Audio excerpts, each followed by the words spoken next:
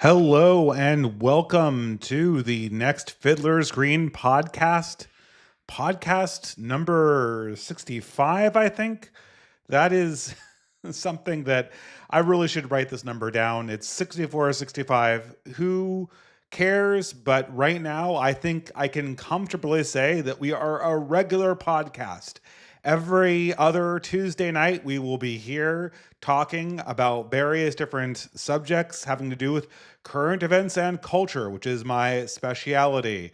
That's what people want to hear from me. And in case you're wondering what I'm doing on the other week, even though I have a day job that's like 50 hours long, I also am starting another podcast, this one that I'm not solo hosting, with the Redwood Society of California, which is an affiliate of the Old Glory Club.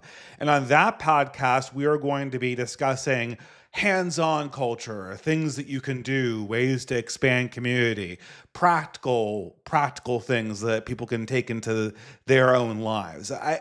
For a while, I've been wanting to do this. I've been wanting to put more of a focus on what people can actually do. Otherwise, it's just every day you tune into this podcast every month or twice every month, and you get to hear me talk about the death of discourse in new and exciting ways. Which, of course, I've got a subject. We're not continuously doing repeats on the death of discourse. This podcast is exploring the avenues of the death of discourse and all its various eccentricities. There's some deep analysis going on here. Since for the longest time I've wanted to focus on the practical without diluting or making this podcast kind of a compromised product, I don't think that I could just stare at the camera and talk endlessly about potential things you could do in your own life, because I'll run out of experiences. The format that we're now going for is one where on Sundays we will have guests on. We will talk to various different clubs and communities. We'll bring creators on. We'll review books. We'll get different perspectives on me and my co-host from the Redwood Society. Again, the co-host position hasn't exactly been decided yet. I'm pretty sure it's going to be one of the officers there. I don't want to announce anything yet, but we haven't determined schedules. But that podcast will also be hosted by me, and it will have a variety of other people coming on it and discussing various community building things. That business just getting out of the way because I feel like I have to advertise these things somehow. I have to do, it's weird because 2 weeks ago we had the big event in Portland. And have I had one of these podcasts since then? I think I have actually. I think I did a podcast right after that event. And then just the other week we had the Redwood Society Friendsgiving celebration, and it was really good. I met some really great people there. Always though, I'm just the eternal pessimist. Every time I see organization, the image that immediately comes into my own mind is we could be doing more. We could be doing more. We could be expanding. Um, 2 years ago, when regular events like this were still kind of a pipe dream, was why aren't we doing regular dinner events? And now I'm thinking, okay, what's the next step? What's the next step? What's the next step? Because everything constantly feels like it's behind where it should be. I'm not trying to cast aspersions on anyone here. We're all going at the pace these things have to go at in terms of organization. I very famously, I always mention this example. I very famously tried to start a sort of OGC before the OGC was a thing. And it just totally bombed because it was 2019 and then COVID was coming and nobody was doing anything in real life. And Discord was what Discord is full of people who are trying to subvert us and spy on us and leak docs us and all that stuff. And it was totally ill-conceived. So these things, they have a natural rhythm to them. This is actually what this podcast is kind of about. And people, when we talk about dialectics, when we talk about discourse, this is a conversation, to talk about the Hegelian dialectic. It's funny, right? You read Hegel, and I've read Hegel, and good luck. Good luck reading Hegel. Good luck reading Reason and History or any of his other stuff. Or any of the other German idealists are kind of like this. It's impenetrable in a formal way. And I always talk about how I've had the two PhDs I remember from early in grad school. I went to a philosophical society and I had two PhDs, both PhDs in philosophy, claimed that the other person didn't understand Hegel. And I kind of gave up on the endeavor, but then I returned to the author. And what you get when you look at this is it's not really about any sort of formal understanding of these processes, but just the vibe is kind of a line to what goes on inside human politics. Conversations evolve, even if it's not a literal conversation like the dialectic implies. Political forces compete against each other, usually in binary modes, because politics is fundamentally binary, because war is fundamentally binary. The biggest coalition wins, so it's like an election. It naturally prefers a binary mode. Ideas compete, and eventually certain ideas win, and then we transition to the next mode of things. We are leading this process in the sense that all of this is just the aggregation of all of our actions in a particular moment. It's brave decisions that we're making, doing organizations, sticking our necks out there, publishing books, getting people together into broader organizations for mutual aid, doing all of these things that are really, I think, heroic and meaningful acts. But in effect, the aggregate process cannot move faster than a certain historical moment that it's going in. This is part of what I was talking about. I want to talk about in this, is another dialectic. This stream is called The Cowboy, for a variety of reasons. And people were hoping that I'd be wearing a cowboy hat. I don't know if I even own a cowboy hat. That's the weird thing. I've never felt the need to own. I own a fedora. I own a fedora back from my New Atheist days. I think I still have it maybe in my costume drawer. It'd be kind of fun to bring that out. But I don't think I own a cowboy hat. Though it's funny. I do the song before. Everyone always asks me, what is the song? What's the fiddle song that you have before the stream? And that fiddle song is indeed the Cowboy Jig, aka, well, you could say that it's strung together or modified with another fiddle tune called Calliope House. And they're very similar fiddle tunes, and they're arguably played back to back if you want to break it down into the actual fakes or individual riffs. As I don't know if you call them riffs in the fiddle music, but whatever. I think you call them fakes, right? That's what I have. The Fiddler's Fake book behind me. It's one of the books on the shelves that you can't quite see it because it's facing the wrong way, but indeed it is.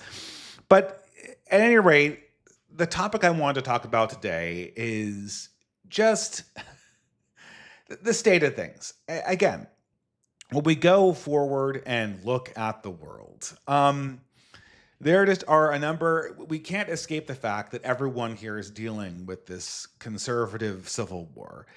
And what is there more to say about it? I remember going up to Portland, Oregon, and on the way there, I first of all, piece of advice for those out there who are doing content creation, you have to. This is something that my old violin teacher taught me. I was always terrible at classical violin, and I was always terrible at practicing, and I was always terrible at learning things on. Because I guess when I was in high school, I lacked the manual dexterity for classical music, and I certainly lacked the focus. And it wasn't until much later in college that I got into fiddle music and all that stuff. And now it's all gone because I haven't played in years, at least since my son was born. But maybe I'll get back into it at some stage. But either way, my old violin teacher, he used to say, the secret to being a good practicer and a good violin player is you have to kind of let laziness and fear be your friend. It's kind of good to be lazy and good to be a little bit afraid.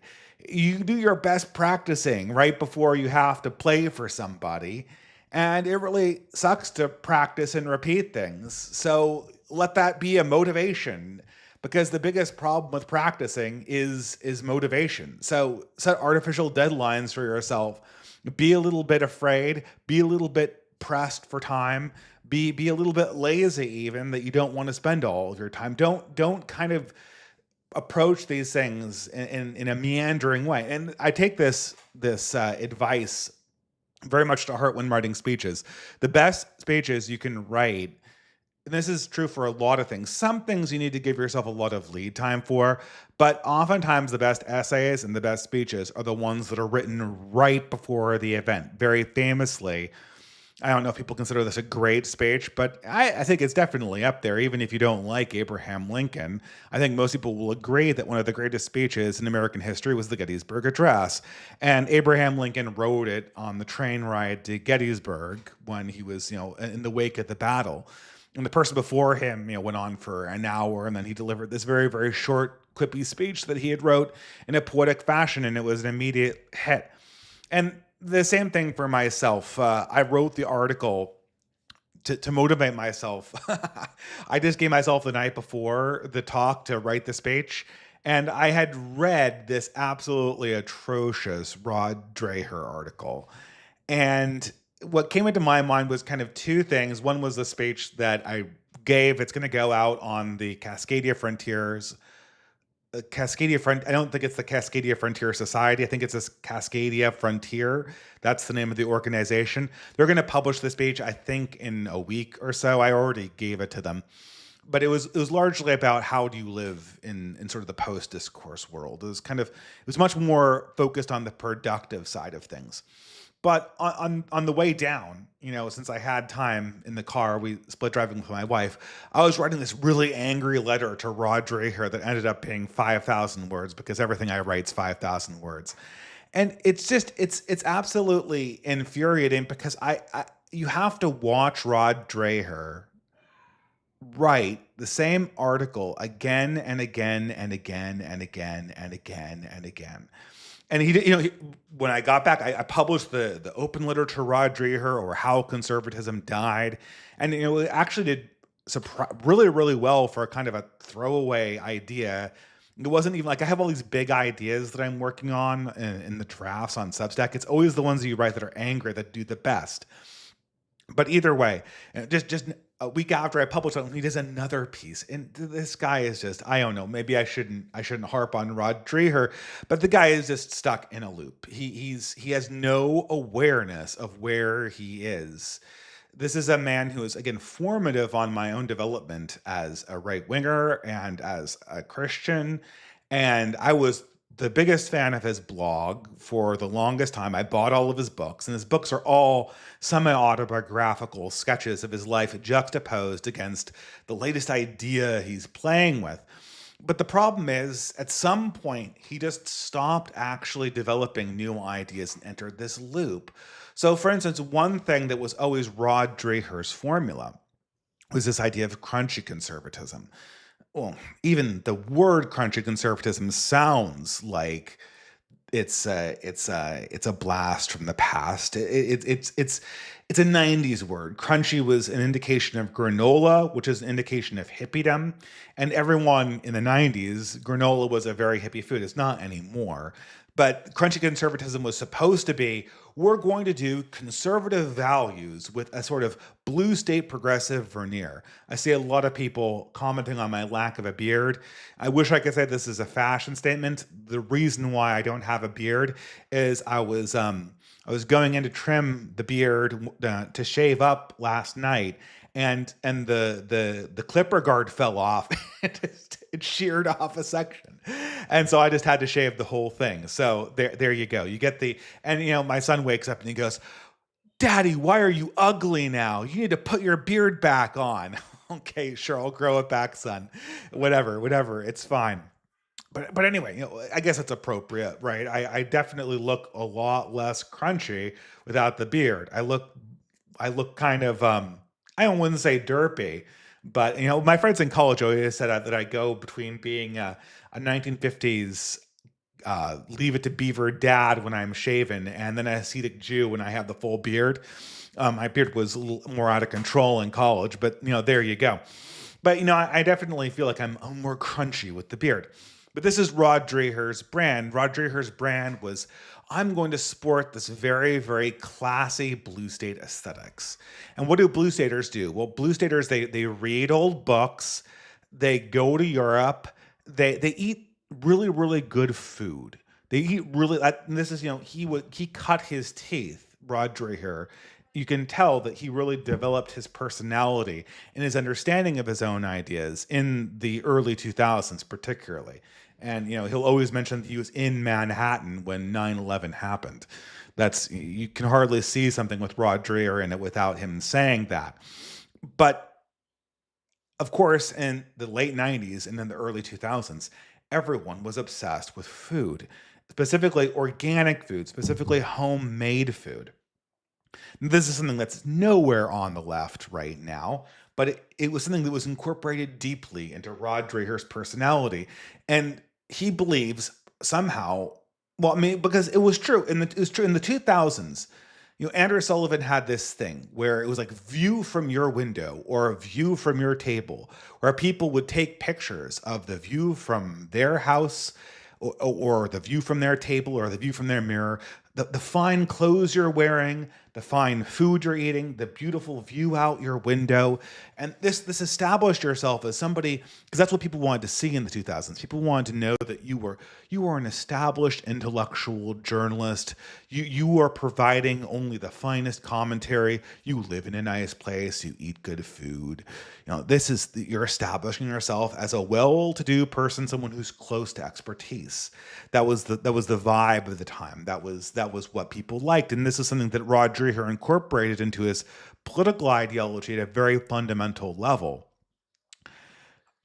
But it's not 2002 anymore. It's not 2005 anymore. It's 2025. And so Rod Dreher has made this kind of narcissistic biographical oversharing as part of political articles. He's made that part of his brand. But in 2025, we don't associate those things with good. We don't associate sort of narcissistic oversharing with contemplative poets and intellectuals who are just they're going through this dark countryside, and they're cogitating, they're contemplating the darkness of the world while they develop their ideas. That we don't associate oversharing with that anymore. What I associate pictures of food and restaurants and high fashion with, I associate it with narcissistic teenage girls who are totally unserious. But Rod Dreher keeps on doing it. He keeps on doing it. He doesn't update. He doesn't understand that this communicates something different in 2025 than it did in 2025. So in the middle of this atrocious civil war, which Rod Dreher is fueling, He is the one that's now demanding that we essentially lock Tucker Carlson out of polite conservative discourse because he had the audacity to interview Nick Fuentes. And because of that, Rod Dreher drew the line. Now, Rod Dreher doesn't know anything about Nick Fuentes. He doesn't, I mean, I don't really, I mean, I know enough. I know more about Nick Fuentes than Rod Dreher does. To the point where I have to explain to him what grapers are like, rather than him just going on his idea of what a graper is like based on what he's heard other people doing. But the latest article from Dreher was just this masterpiece. He's Autumn and the Decline of Western Civilization, it's called. You know, Rod Dreher, he's an expat in Hungary. He's fled away from his wife and children in the United States. And I know this because he writes about it, right? I didn't pry into his personal life. I didn't like look up his docs or anything. He makes this part of his political statement. But, well, we're destroying the conservative movement. Western civilization is falling. But look, it's autumn, and autumn is my favorite time of year. And look, I have a new tweed jacket. And the first two paragraphs are just him talking about his new tweed jacket. Well, he's contemplating the decline of Western civilization. And then he speculates, oh, well, I just had a young person tell me that men and women don't meet up anymore. And I said, that's interesting to know. What do you mean? Do you mean the dating market isn't doing well? So after I had this wonderful conversation with this random English expat living in Hungary, I decided to call up my estranged daughter, and she confirmed this. Like, you don't learn it this fact that your daughter could have told you. You don't organically learn it from interacting with your family. You learn it from these people, these random people that you meet at these functions put on by the Hungarian government. And then, like, after you learn this fact that your own family could have told you, then it becomes kind of like a real fact that you can think about. But I mean, do you think about it? It just seems like this gets worked into this vague rumination about how horrible things are. And oh, I'm so disorganized. I'm completely blue in engagement because I can't keep my thoughts straight. But isn't it terrible that Western civilization is dying? But you know, Western civilization might be dying, guys. But what's really important, more important than communicating with my family, more important than remembering my professional engagements put on by the institute that's paying for me, the most important thing is to make sure that everyone cancels Tucker Carlson for talking to Nick Fuentes. I kind of feel sorry for the guy. Not gonna lie, it's just like ridiculous. I mean, I make fun of Rod Dreher too much. I really do. I really do. But the point of the matter is I think that what's so strange about this conservative civil war going on is how little interesting debates come out of it. There are engagements, but the engagements in these engagements where conservatives actually talk to their adversaries on the post-liberal right, they just kind of dissolve into themselves. You know, people they talk. When I asked for topics tonight, they told me, we want to hear you talk about the Joel Berry versus Aaron McIntyre debate. Well, you know, I watched it, and much to my chagrin, it's not actually a Joel Berry versus Aaron McIntyre debate. It's a Joel Berry versus Tim Pool, the moderator debate. The entire debate was Tim Pool, who's apparently very angry at James Lindsay, talking to Joel Berry. Now, I mean, James Lindsay is kind of an interesting person. He is someone who's very much like Rod Dreher. It's I mean, I think James Lindsay is much more. I would consider him a much more broken person than Rod Dreher. I would consider him a much more. I don't want to say that he's immoral. He does immoral things. He lies about people, and he does really, really stupid things. He misrepresents people's arguments. He's completely incurious about the truth, and he has no qualms about essentially misrepresenting people's positions to advance his own end. And he's completely dedicated to debunking people. It's also very apparent to me that James Lindsay has some kind of mental disorder at this stage. He either has some very acute mental disorder in terms of how he processes social interactions that is as of yet undiagnosed, or he just has autism to such a high degree that he can't quite internalize what's going on around him. This is something that I think it's become very apparent to me that this is not a well man, which is why I can't really get angry at James Lindsay. I feel that Rod Dreher is I think Rod Dreher, in some sense, has lost his ability to critically examine his own life and his own actions and his own ideas. But he's still he's not suffering from some mental disability. But both both James Lindsay and Rod Dreher have reached this point where, whatever reason, whether it's some mental disorder in the case of James Lindsay, or whether it's just being old, or at a certain point in his life where he can't develop the necessary amount of self-awareness to change, they are really owned by ideas more than they're dealing with ideas and struggling with ideas. Now, I was saying before about the dialectic. The dialectic is you struggling with the zeitgeist. It's you it's you noticing some kind of pattern politically and going, what do I do with this challenge? What is the right move? How do I align myself to this emergent political force that is now on the horizon? And if you can't move in the face of the zeitgeist, I'm not saying that you have to be pro zeitgeist or that you have to be anti zeitgeist. I'm not saying you have to have any position. But if you can't move around, if you're just like this inert rock, you're going to get totally smashed by this, because this is something you have to struggle with. If you are against the zeitgeist, then you have to figure out an intelligent way to slow it down and stop it. I mean, in many ways, we're against the zeitgeist of the mass managerial state. That's what makes us right wingers, right? But I don't just sit there and go and describe some kind of static principle and then recite that static principle to the clouds and expect that to do something. I'm going to lament the existence of the managerial state while I smoke my pipe and rub my tweed jacket and speculate about how interesting it is, how glorious it is to be in fall, while everything around me, including apparently my own children, is languishing in the sorry state of modernity. I think James Lindsay is in a similar position. He's stuck. He's stuck in a loop.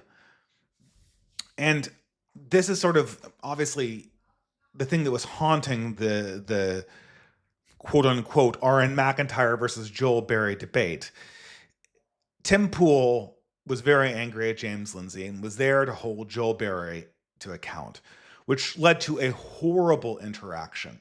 It was unwatchable. I came in looking for RN to score a TKO against Joel Berry, and the bell never rang. It was basically Joel Berry arguing with the ref for the entire time.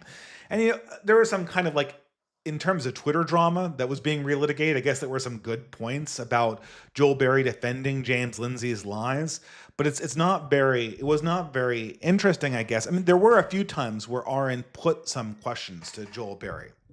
If you've seen the debate or the conversation between the two of them, the most interesting thing they are discussing is, where do you draw the line in terms of your alliances?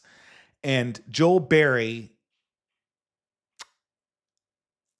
and I would be careful here because I do think Joel Berry is an honest person. I just think that, I think Aaron has come to the same conclusion that I did after I debated Joel Berry. Joel Berry is a very nice and honest person. He is completely out of his depth. He's read C.S. Lewis and he's read a little bit of Chesterton, and now he's just going down this kind of evangelical Christianese path, this quietistic path that says, well, all we have to do is find a principle to stand on, and as long as we have a principle, and that principle is supported by the Christian faith, then that essentially solves all political actions. So what is my problem with Nick Fuentes?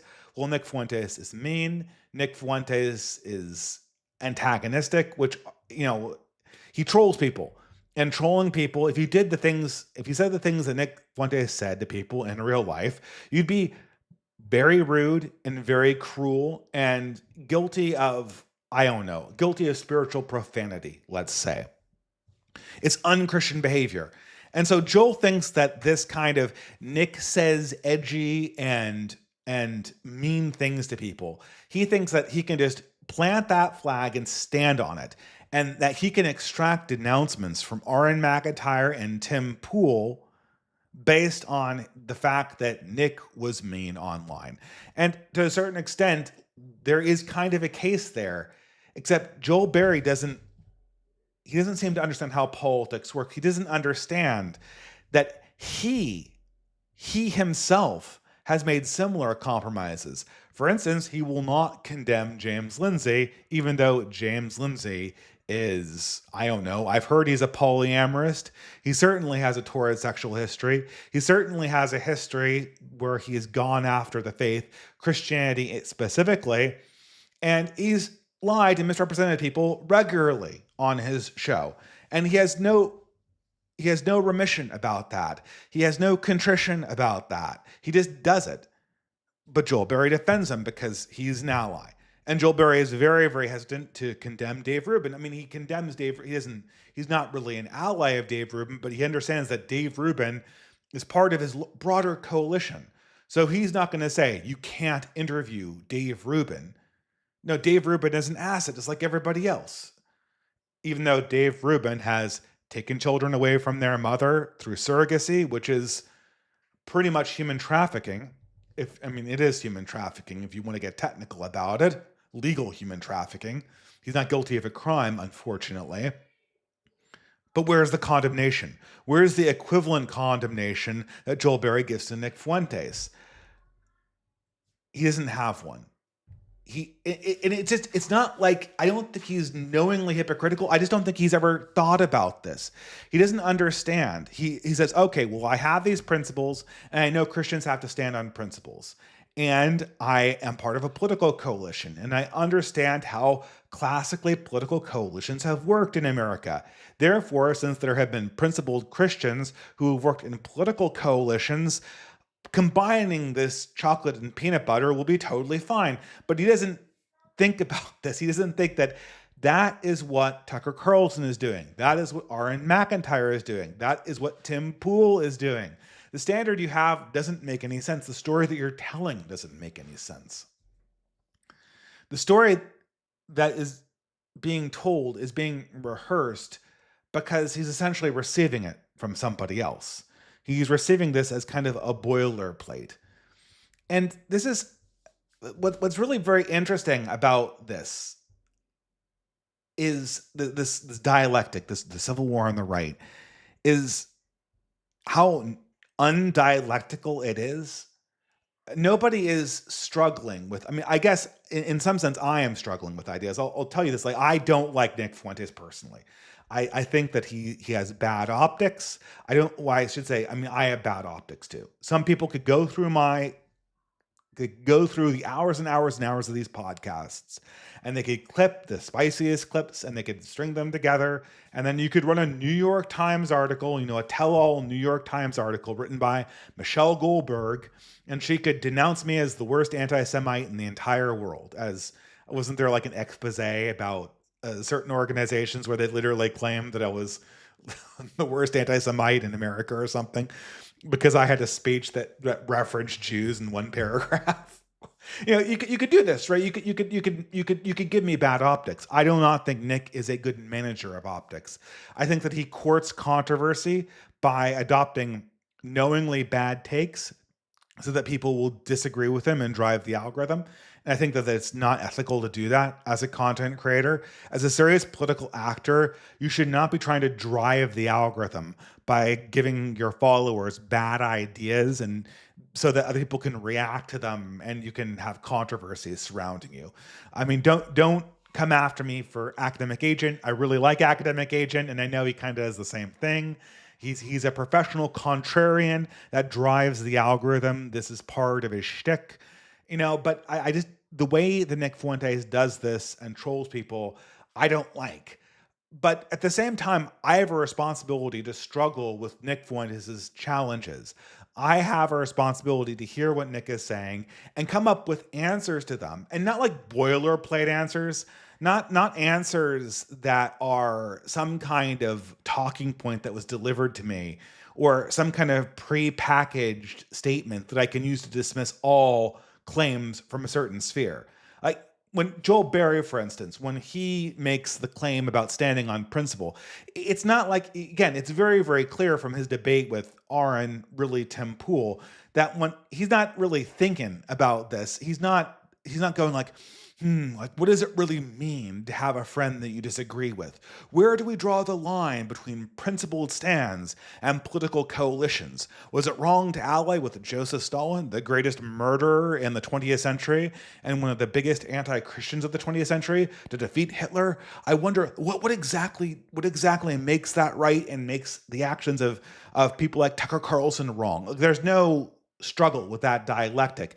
He receives this hyper idealized understanding of political morality that says that you never compromise, and then he just runs with it, not even thinking for a second how that principle applies to his own coalition that's in the process of violating it. There's no thought there. I think that when Nick Fuentes makes a challenge about, I don't know, what is Nick Fuentes challenged? I mean, I don't know. About I don't know.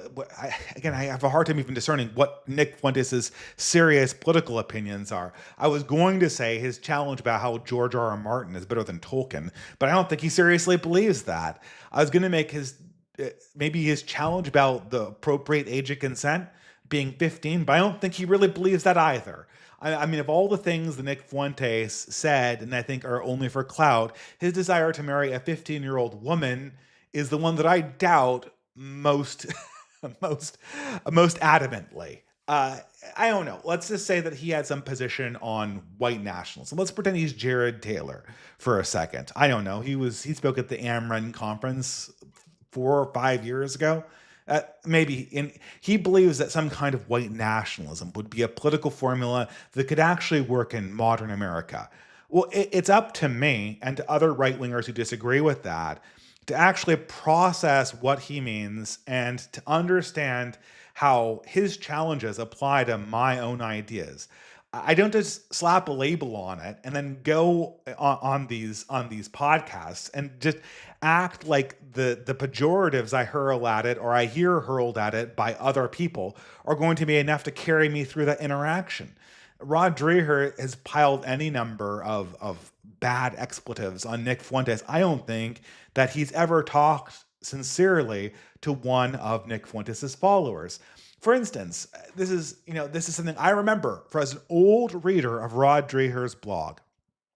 Rod Dreher regarded people like Curtis Yarvin, the old neo-reactionary sphere, like Nick Land and Curtis Yarvin and Spandrel, although I think Spandrel, yeah, he was around at that time, wasn't he? He thought these people were deplorable. He thought that they couldn't be allowed in play company. This is just beyond the fray in a liberal society to entertain post-liberal ideas from a right-wing perspective. But then what happened? Then Patrick Deneen came on the scene. Then Christopher Caldwell came on the scene. Then the Claremont came on the scene. Then Tucker Carlson started giving interviews to Curtis Yarvin. And all of a sudden, after Tucker Carlson gives interviews to Curtis Yarvin, after the New York Times gives interviews to Curtis Yarvin, suddenly Rod Dreher is perfectly fine with this guy. And there's absolutely no antagonism. That attitude he portrayed to the ideas of Yarvin back in the day, it wasn't a real principled dialectic approach to the ideas that Yarvin was trying to put forward. It was a knee-jerk. It was a knee-jerk story. He had been given it, and he just kind of taps into it. I've been thinking a lot about the subject, and this is kind of we're getting into more of the substance of the podcast writ large, and this is sort of how massified narratives come into existence and how they gain legs and how they eventually fade away. So I saw this article in National, after I kind of bashed National Review as having no substance to it and being kind of a graveyard of political thought. You know, whenever you say that, right? Well, remember, me and Dudley Newright, I think both of us said this, but it was on a podcast I did with them like a year ago. And we kind of declared that the magazine Compact, which was Sohrab Ahmari's rag, we're kind of making fun of it as being kind of a brain dead, politically incoherent uh, space. It was trying to be kind of like Catholic socialist, kind of like the Catholic workers movement, but at the same time eschewing any of the spicier takes that might come from the right wing that also kind of partakes in this economically left wing but socially right wing type of perspective. We kind of poo-pooed Compact, and then 3 months later, Compact delivers this home run article, or several home run articles. The one I remember most was The Disappearing White Male Author, which they did this incredible scoop on how the publishing industry has been systematically excluding white men for about 30 years now. There are essentially no millennial men in this position, white men, that they've pushed forward for almost my entire lifetime. They've been going in this direction. It was this amazing expose, and sure enough, as soon as I poo-poo National Review, they redeem themselves, and one of their staff writers writes this amazing article about the global warming panic. Everyone who watches this show probably knows that global warming is a very big issue for myself. This is back in the early Obama administration, where I was already coming back to religion. It was just after Obama got elected, if memory serves me correctly. Was this 2009, 2010? The exact year is kind of failing me because it's been such a long time ago. But I was a progressive. I was becoming religious, and I was really doubting some of the old platitudes that I believed back in my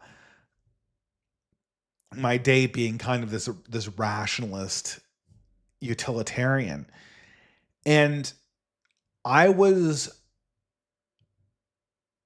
kind of re-examining some beliefs I had that I had promoted, and one of those was global warming.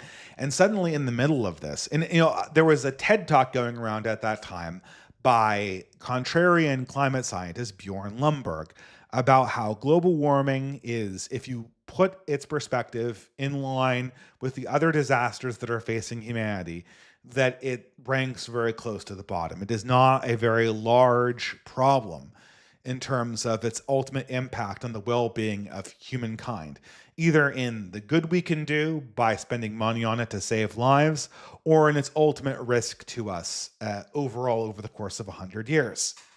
And I'm like, okay, that's fair enough. And I was very amenable to that, because as an engineer, I had seen firsthand that a lot of the technologies that were being put forward as energy saving technologies. I mean, a great example of this is solar panel or wind.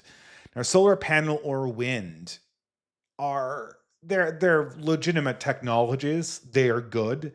They do some good. They produce a lot of money in certain circumstances.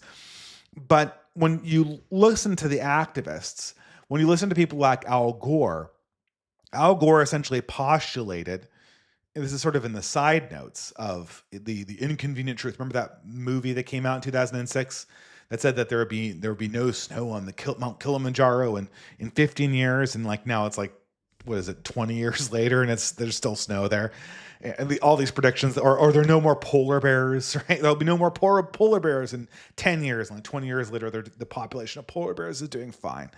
All of these claims that are kind of bullshit. But when I was most interested when I was watching that movie, because I was getting my degree in mechanical engineering at the time, and I was very interested in these alternative energy technologies, was this idea that all of these technologies, from hydrogen fuel cells to solar panel to wind to, take your pick, geothermal, that was one that was being floated at the time. The idea was that all of these technologies, if we put more investment in them, they could essentially triple their efficiency. I mean, that's what they were implying, that you could essentially triple the efficiency of these technologies and then use them as a functional replacement for all fossil fuel or all carbon generating fuel, like wood burning, essentially. And this is I knew that was, it was, what was it, the Gelman amnesia. It was the Gelman amnesia effect. I realized that that part of the documentary had to be false. Whatever else he said about polar bears, whatever else he said about global warming, melting the snows of the Kilimanjaro, I knew that those claims of massive increases in energy production were false, with the exception of nuclear. But of course, nuclear was the one form of energy that progressives were uninterested in scaling up and were actually trying to scale down. Even though it was the only technology that could possibly generate the kinds of growth that they said were absolutely necessary for the survival of the human race. This is what they were telling us back in the day. So I had kind of this Gelman amnesia coming into 2009. I'd watched the Bjorn Lomborg emails, and then suddenly what drops into my lap is ClimateGate. I think this is one of the most. I think I learned something that at this time in my life about how science worked, because I had been this big fan of debunking things. I was a big fan of the Penn and Teller, what is it? Penn Jillette, and I don't even know it. Penn and Teller. They're essentially this magician comedy duo. One was silent, one talked, and they would like many before them. What was it? Houdini. Houdini was the original magician debunker. But like Houdini before them, they would go around and they'd find various supernatural things and they would debunk them with science. And all you had to do was just stand up there with the right numbers, and then all of a sudden the science would kick in and people would be humiliated because they didn't have an answer, and then that would be it. So what happens in ClimateGate? I mean, we already have sort of the basic inaccuracies that exist in Al Gore's Inconvenient Truth, and that are, you see the same inaccuracies in any piece of climate propaganda. And you see the same inaccuracies in any piece of propaganda that comes out about global warming at this time. Predictions of disaster, this is the end of the species, blah, blah, blah, blah. I know that's not true. Even reading the IPCC report, that's not true. And the IPCC report is one that's developed by people who I would consider climate alarmists, to be quite honest. And so now all of a sudden, in the middle of this, ClimateGate happens. Now, ClimateGate is a set of emails that get disclosed that are essentially exchanges between various university professors and various chairs of boards and various NGOs. And what they're discussing in these various different communications is that they are talking about how they're going to present the state of the science for the media. And what they're doing is they're taking all of the reports that make the situation look really, really, really bad. And they're not canceling studies. They're not faking data. Well, I mean, I don't know. You could argue that people like Michael Mann might be, because he was irresponsibly using proxy data in a way that was totally inappropriate. You have to be very careful with proxy data, as anyone who does data models understands. But the problem with these things was they weren't faking data, but what they were doing is they were taking all of the journals that made the problem of global warming sound really, really scary, and they were pushing them to the front of the line so that they were the ones that went out in the press. They were the ones that were part of the IPCC's release for the activists, that were sort of the press releases from the IPCC. And sure, there were skeptical voices like Judith Curry that still got to contribute to things on the side. There were people like Richard Lindzen that got to make their objections heard. But that would never go to the press. What would go to the press would always be the activist position, which would always be the alarmist position. So they were essentially selectively misleading the public by filtering the science and letting them see only one side of an active debate. And that active debate was essentially how bad the impact would be per a parts per million carbon increase. And I'm not going to go into the science, but you should expect, based on our understanding of how the system works, a linear increase in temperature per doubling of CO2 at most. Technically, it's logarithmic, right? So, I mean, I guess linear per doubling is effectively a logarithmic. You should see it based on the basic effect of the greenhouse effect. You should see a linear increase per doubling of CO2, which means that since the warming was not catastrophic currently, it it would proceed in a non-catastrophic way into the future, which is exactly the opposite of what they're telling the activists. What they're telling the activists is that there would be a runaway exponential temperature increase that would occur with the doubling of carbon dioxide in the atmosphere. So an exponential increase would lead to an exponential runaway warming. There was absolutely no evidence of this, but that's the story that they fed to the press. That's the story that let them launch a thousand NGOs and a million research projects. That's what led to people like Greta Thunberg. That's what led to, in 2020, every young person considering global warming to be the number one issue, period. There's no more important issue than global warming until COVID happened. Until COVID happened, and then suddenly everything kind of stopped in the global warming sphere. It kind of ground to a halt. It got eclipsed by other narratives that were less important now, or that were more important, I should say, in the minds of the activists. And I noticed this happening, and it's interesting to see the thing happening in real time now that you can kind of look back on it. Notably, what happened was that there was a certain market for hysteria, especially among women. Women, a bunch of very young women activists wanted to be hysterical about something. They wanted to be hysterical about some political issue that they could harangue people on. And of course, global warming was the perfect example of this. And because we made this joke back in the day among people who were skeptical of I've been skeptical of global warming, the sort of activist position on global warming since 2009.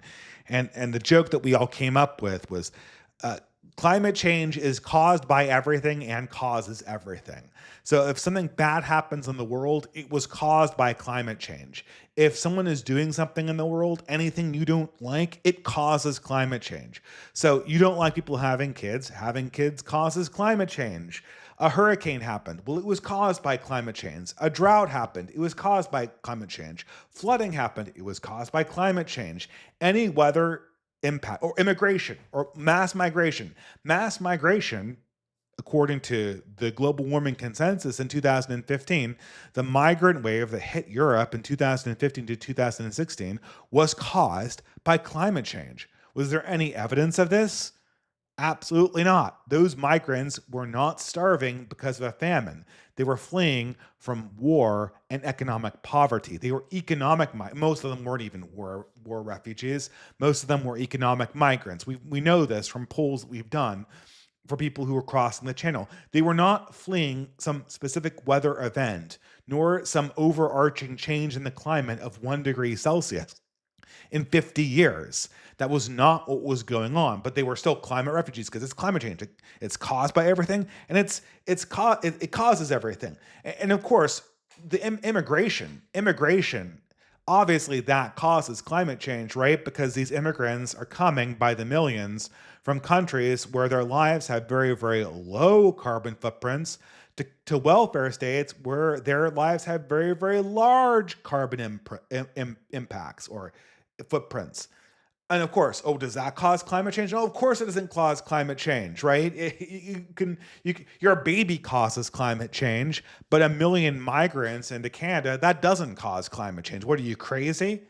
Your SUV causes climate change, but the progressive activist jet ride to Europe does not cause climate change. How could you not see this?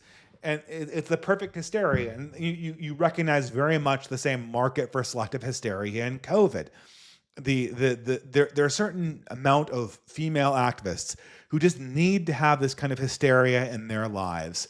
They need to have this moment of panic that they can become the representative of, and then completely harangue people about their lifestyles. I mean, this is, again, it's the church lady archetype. We can't say the church lady archetype, but that's what people want to embody.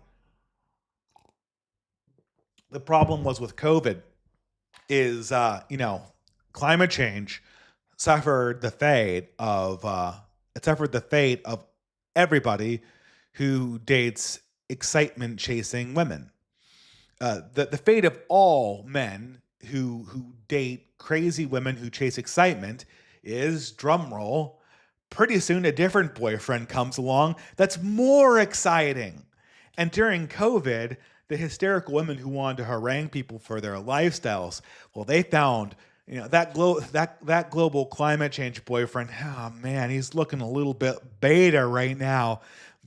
They've got a new exciting match on our Instagram, and that match is COVID hysteria. And boy, did they go nuts for COVID hysteria until, Vladimir Putin stepped on the scene. And then all of a sudden, everyone is, at this point, the current thing has switched so many times. The demand for hysteria has actually increased. So now we have like 4 hysterias. We've got COVID, that's still going around.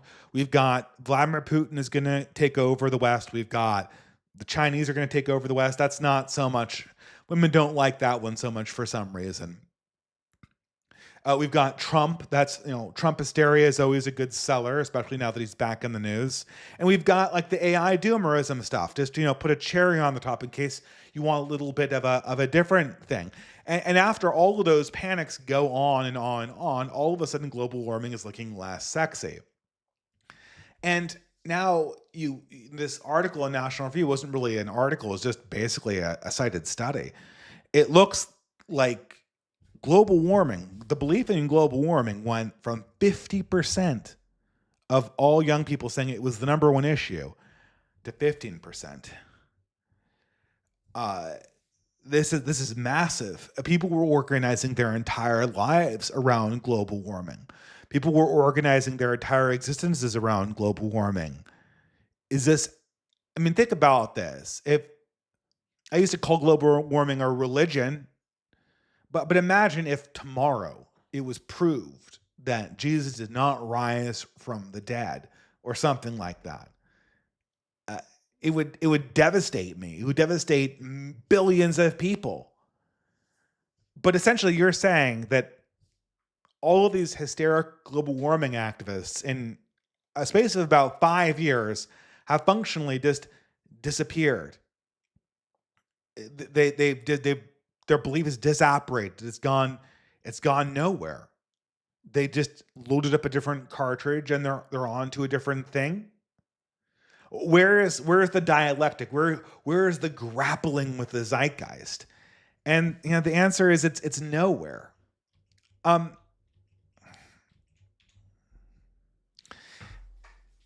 this is the same thing I'm getting. I'm getting very Greta Thunberg vibes from the conservative movement. The conservative movement, and this is what makes what's going on between right-wingers and the conservatives, is not an actual conversation. There's not an actual conversation going on between Joel Berry and Aaron McIntyre. There's somebody who's struggling with a hard political reality, and another person that's trying hard not to understand that political reality. And that's not a real conversation. That is kind of a weird performance. With global warming, what you saw is that there's a certain kind of mode. There's a certain kind of demand for a kind of conversation that needs to happen, or that they want to have happen. Like they really like this story.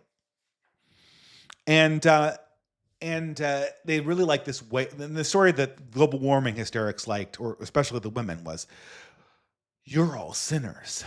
You're destroying the world for our children. And if you don't shape up and start working harder and spending less on yourself and caring for once about the good of our community, you're a bad person and you need to be doing more for us. And you should be apologizing to us right now. For a very large percentage of women, if you give them a narrative like that, they will run with it. And one of the main reasons that, I hate to say this, one of the main reasons why Christianity lost a lot of its appeal among women is that it's hard to chastise most modern men using Christianity. They can just walk away. They can just say, if you could just say, oh, I'm an atheist, you can't chastise me about not going to church. All of a sudden Christianity doesn't become fun anymore. If you can't chastise people for being atheists, then it's no fun to be a church lady anymore. You can just take your toys and walk away.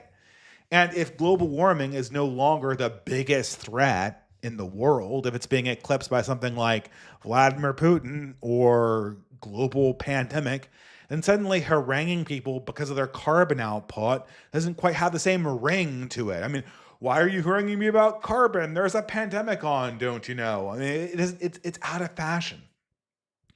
Just like that, there is a deep-seated need, and I've never understood this about men my age. This has ceased to become, this has ceased being a boomer stereotype and is starting to become an older millennial stereotype, which I highly resemble and highly resent, by the way.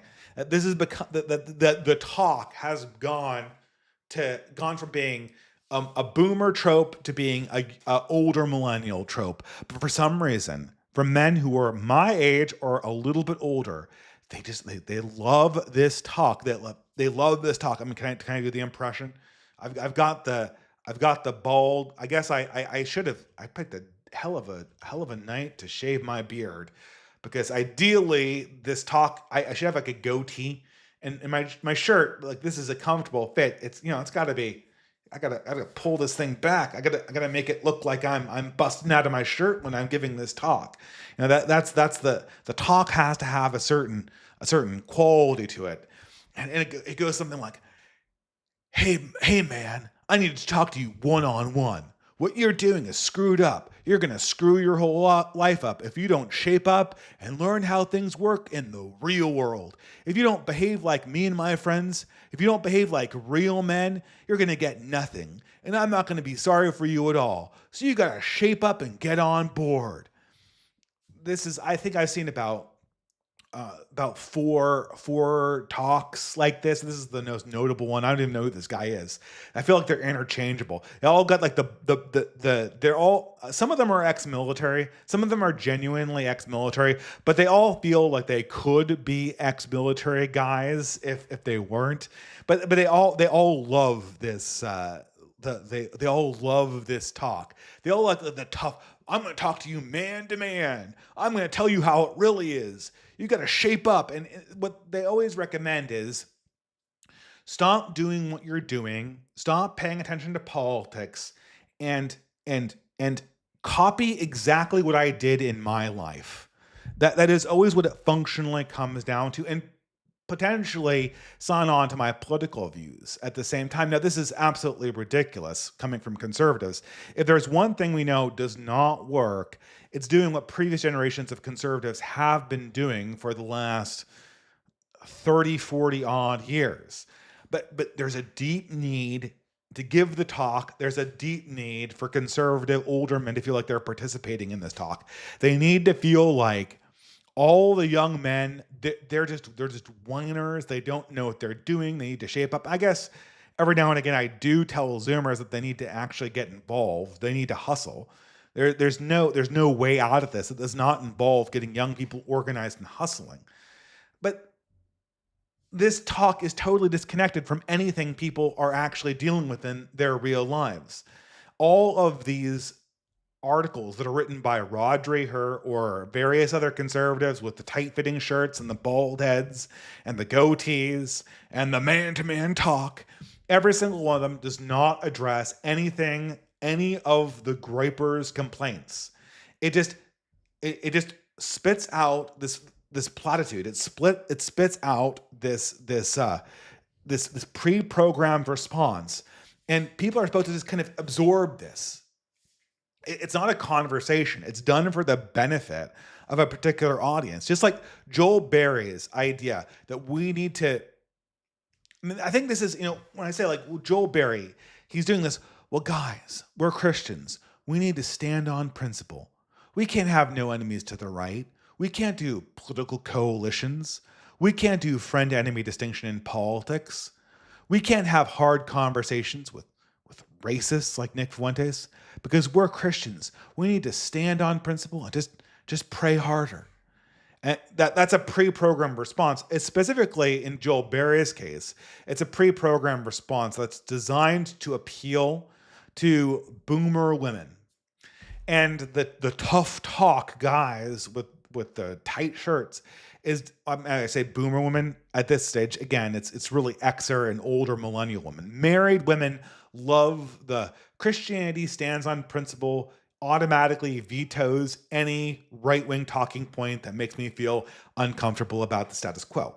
Because what women really want, women understand at a deep level that their approach to politics has a hard time handling exceptions. It has a hard time engaging in difficult dialectics. What women really like and what they really yearn for is to kind of be the guardians of a rule set. So they have the sacred rule set written down here. This kind of feeds into the whole church lady thing that we mentioned earlier, right? We had the rules for COVID, we had the rules for global warming, we had the list of bad things in each cases. And what women really like doing is they like finding aberrant behavior in their political opponents and did, okay, you missed this, you missed this, you missed this. You're a bad person. Go to the back of the line and get your scolding from the women. They love hearing this. They love doing this. That does not answer a hard political challenge. That does not address the issues that are surrounding actual problems that exist inside political systems. That's a mode of operation that you're performing. And whether you're performing it in the talk or whether you're performing it in the finger waving thing, it's a pre-programmed narrative. It's massified slop. It's basically slop politics. I noticed this too. Which one did I change here? People ask me about this all the time. What are we supposed to do about the gripers?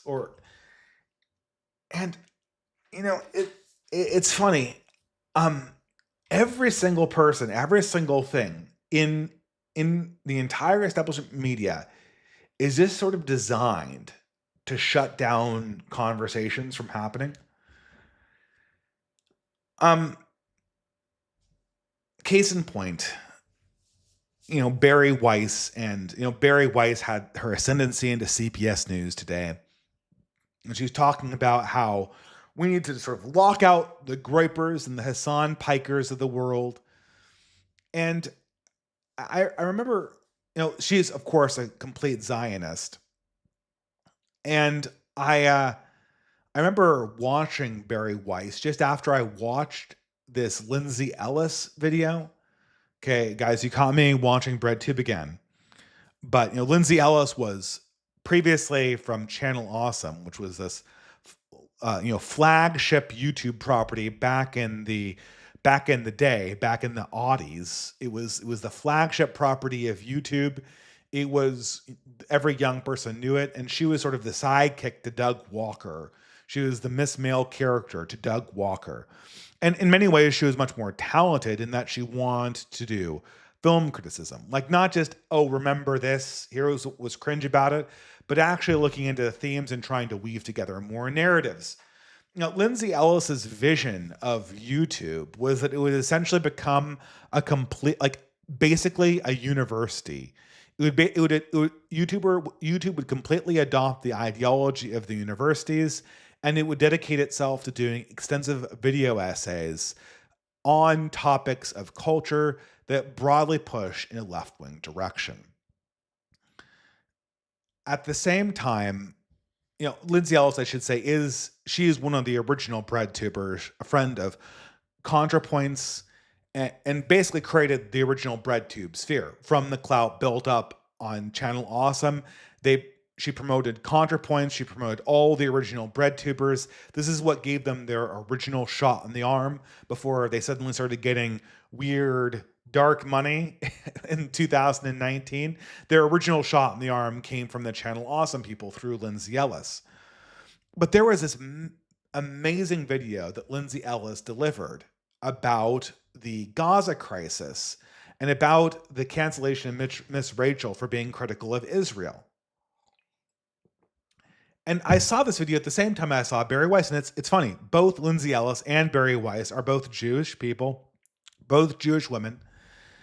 They are both, well, I guess Barry Weiss is married to a woman, she's gay, and Lindsay Ellis, I think, is married to a man. I think she has a more or less normal lifestyle. They're both progressive, although Barry Weiss is a Zionist and Lindsay Ellis is not. But I noticed in both instances, they launch both. So they both have to deal with Gaza.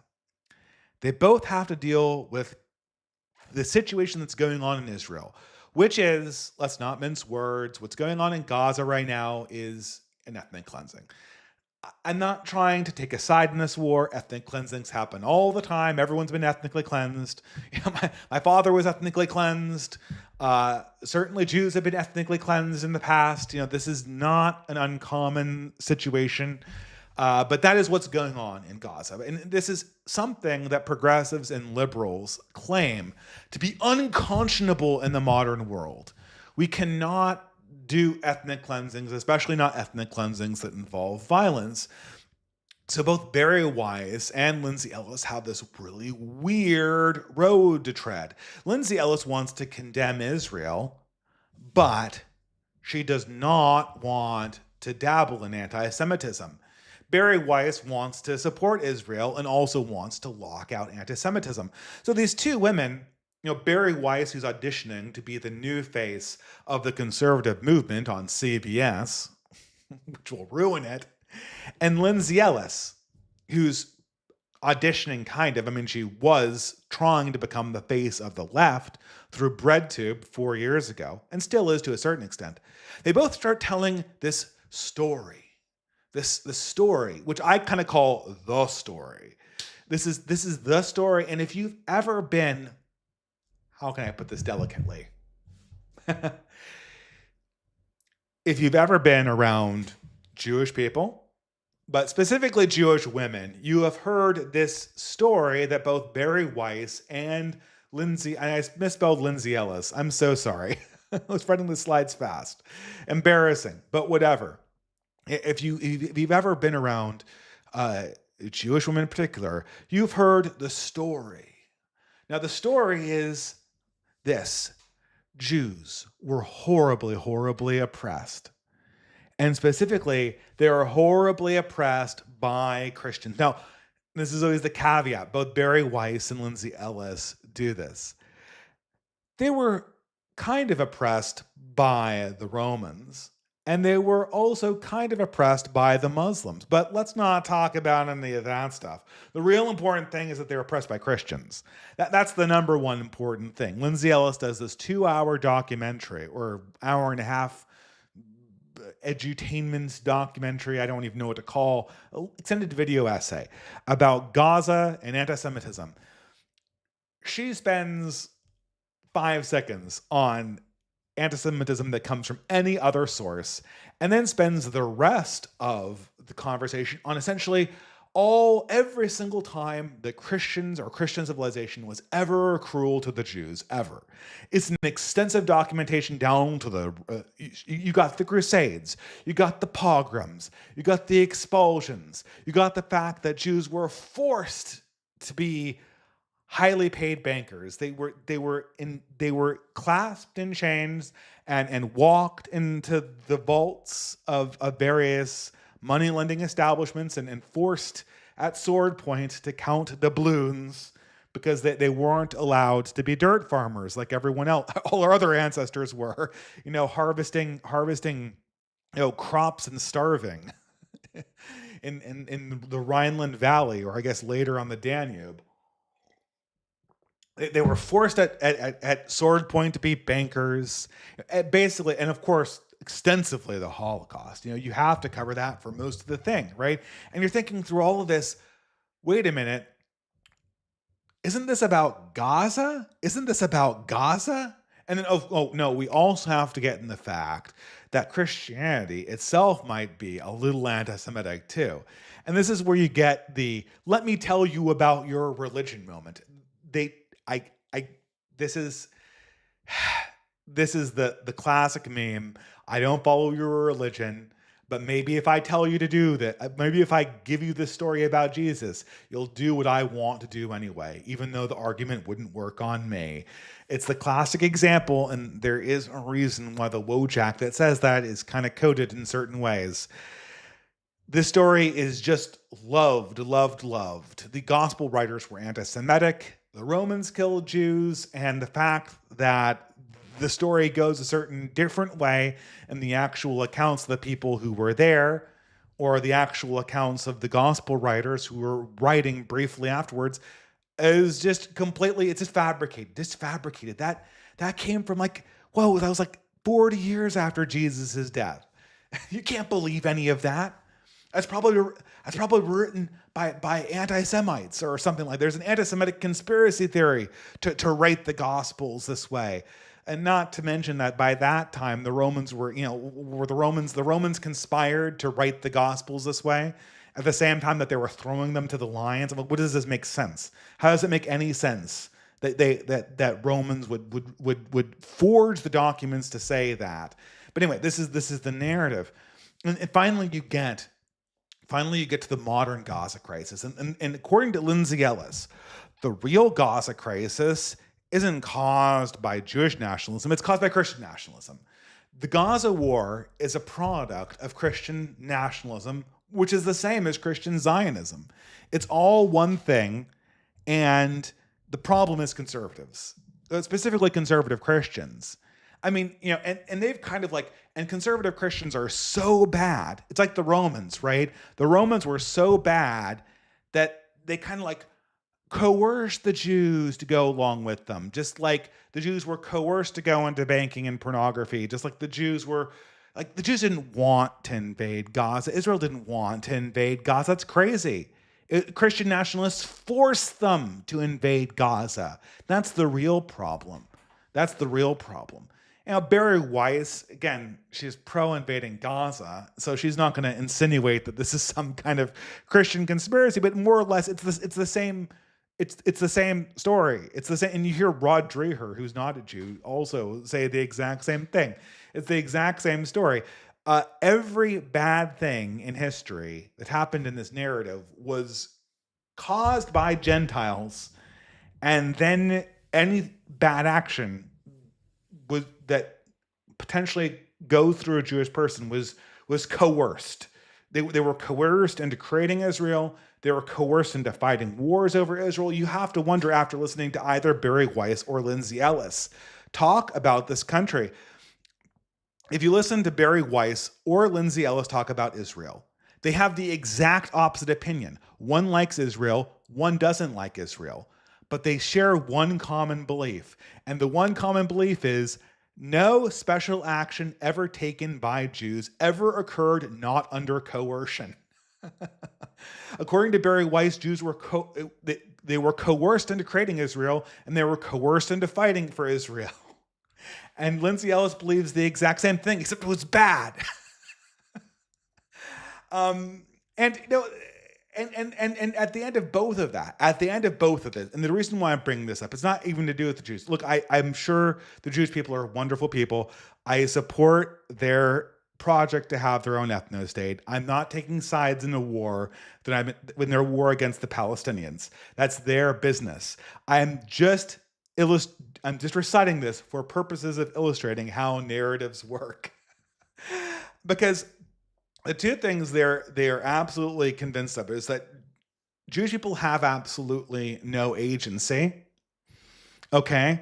All bad things come from Gentiles and then end up with it's like the female thing, right? In female world, all bad things come from men and then go to women.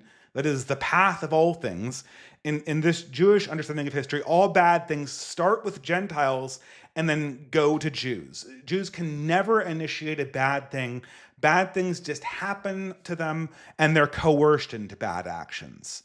And maybe somewhere along the line, they're individually bad Jews, but that doesn't ever reflect on the collective project the way that, obviously, it goes without saying, Adolf Hitler means that all Germans have to be ashamed to all time forever. Do I even have to say that? The other thing, and this is the more important thing, I kind of got caught in that digression. The other thing that's very interesting about the Barry Weiss, Lindsay Ellis story, which again is the same story with the goodness and badness of Israel inverted. The other thing that's interesting about the Barry Weiss, Lindsay Ellis story is they think that this story is going to somehow reduce this is the story that's going to confront anti-Semitism.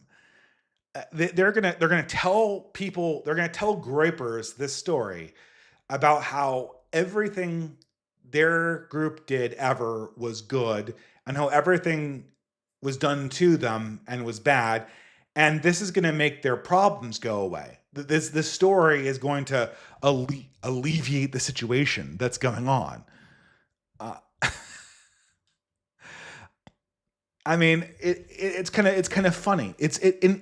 And I've really gone on a digression here. Man, this is going to be a long live stream, but it again kind of makes me realize to a certain degree how these stories are spun and received. I think that when I'm talking on this live stream, I'm kind of trying to piece together a story out of the events that have happened. I don't have a predetermined narrative to speak on. But when Barry Weiss or Lindsay Ellis are telling these are stories that have been handed down to them, that are very natural extensions of their person. And they're not really telling them to groypers, they're performing them. In the same way that the gruff cowboy is telling, we have to have a man-to-man talk. He's not hearing the complaints of the groypers and going, okay, that's interesting. I'm hearing that you said this. Now let me address your concerns. Or, I'm hearing this concern about particularism or collectivism. Now, what is my answer to that in a dialectic? These are recitations. This is a massified narrative. I guess maybe I can skip past some of this stuff, but this is this is something that we're going to have to confront, because these narratives are dying. And I don't know. I mean, I kind of feel sorry for this. I kind of feel sorry for the Barry Weisses. I mean, I kind of feel sorry for the James Lindsays and the Barry Weisses and these and Lindsay Ellis's, these performers, I should say. It's like the crowd's booing you off the stage, and they're about to take out the cane and pull you back, and you still can't figure out what is coming next. Anything that occurs, any narrative that develops, is going to have to be in dialogue with certain realities of the universe.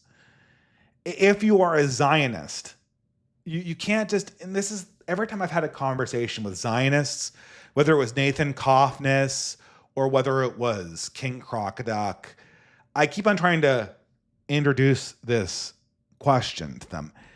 You have got to have a story about Gentile peoples and Christians being able to forcibly and politically assert their own collective interests. If you're going to be a Zionist in the way that you are, how could you not do that? And their response is never. I've heard your concern. Let me figure out how I'm going to arrange my values, my story, to incorporate that into it. They never do that. What they always, like Joel Berry, what they always says is, can I find some technical excuse to dismiss this concern and then go right back to telling that story that I was pre-programmed to give you? It's fun to give the conservative dad speech. It's fun to give the story about the heroic Jews overcoming centuries of Gentile oppression, never having done a single thing wrong themselves. It's fun to be the woman who gets to harangue people for morally violating rules because there's some indescript catastrophe that's going to happen in the near future. It's fun to do all those things, so why do I even need to take into consideration what's going on outside? I'll just kind of plow forward. I think this is interesting because none of this is going to work. Nick Fuentes at this stage is mainstreamed, and the idea that they're still trying to be gatekeepers is ridiculous. Nick Fuentes' popularity means that groypers are now people who are going to be in conversation with the mainstream. Now, they're still going to try to play games, but the conservatives really have two options. They can hard shut the door to people who are post-liberal or Groyper aligned. And I do not consider myself a Groyper. I'm certainly not a fan of Nick Fuentes. They can hard shut the door the way that progressives have. But if they do that, they're basically just progressives. There's nothing more to say to them. And they're not going to have any kind of interesting product from here on out. They're not going to be able to address anything. We have Ben Shapiro coming on and telling people how they don't have a right to live in the place that their ancestors lived. You don't have a right to live in the place where your ancestors lived. You have to move. Anytime the economic opportunity moves, you have to move. Well, I don't know, Ben. We're blowing up an entire country so that your people don't have to move again. But such concern from us is totally illegitimate. There's no answer to that retort. That retort's been fed to Ben Shapiro multiple times. What does he try to do? He tries to come up with an exception to veto it so he can go on rehearsing the same thing. This is something that kind of struck me a little bit. I don't have the article here, but an article ran, was it in the Financial Times? And the argument was, it was this really kind of heterodox take on poverty. And the author claimed that in order to be above the poverty line, you had to earn $140,000 a year. Inside the median place that, I believe that's what the argument was. It's I kind of skimmed it. But inside the median place where people lived in this country, you had to earn $140,000 a year to be above the poverty line. Now, what does that mean? Well, $140,000 a year to be above the poverty line means that, according to this article, it means that you're actually saving for the future in a way where the savings exceed the amount that you will be hurt by increased inflation. So you have to be putting enough away so that the growth of those assets exceeds the growth in inflation, which in this economy is incredibly difficult to do. So in order to get that, you have to have an enormous amount of money. And of course, it's silly. It's silly because there are people who live very comfortable lives for much, much less than that. And if you're really, really smart, then you can also live a very comfortable life and save for the future with much, much less than that. But the illustration is that the economic situation is such that nobody can rely on, everyone is going to eventually hit a point where they're going to have to develop an understanding of themselves that is fundamentally post-comfort. They're going to have to develop an understanding of themselves in a realm of hard politics. I probably could have organized these slides a little bit better, but we'll see. More to the point, everyone's favorite boomer lecturer, the elder millennial himself, Shagbark Hickman. I love this poster. He's the guy that told young people that they should live in graveyards and eat out of dumpsters to buy their first home. It's the classic boomer stuff, except he actually tries to do it. He tries to live it.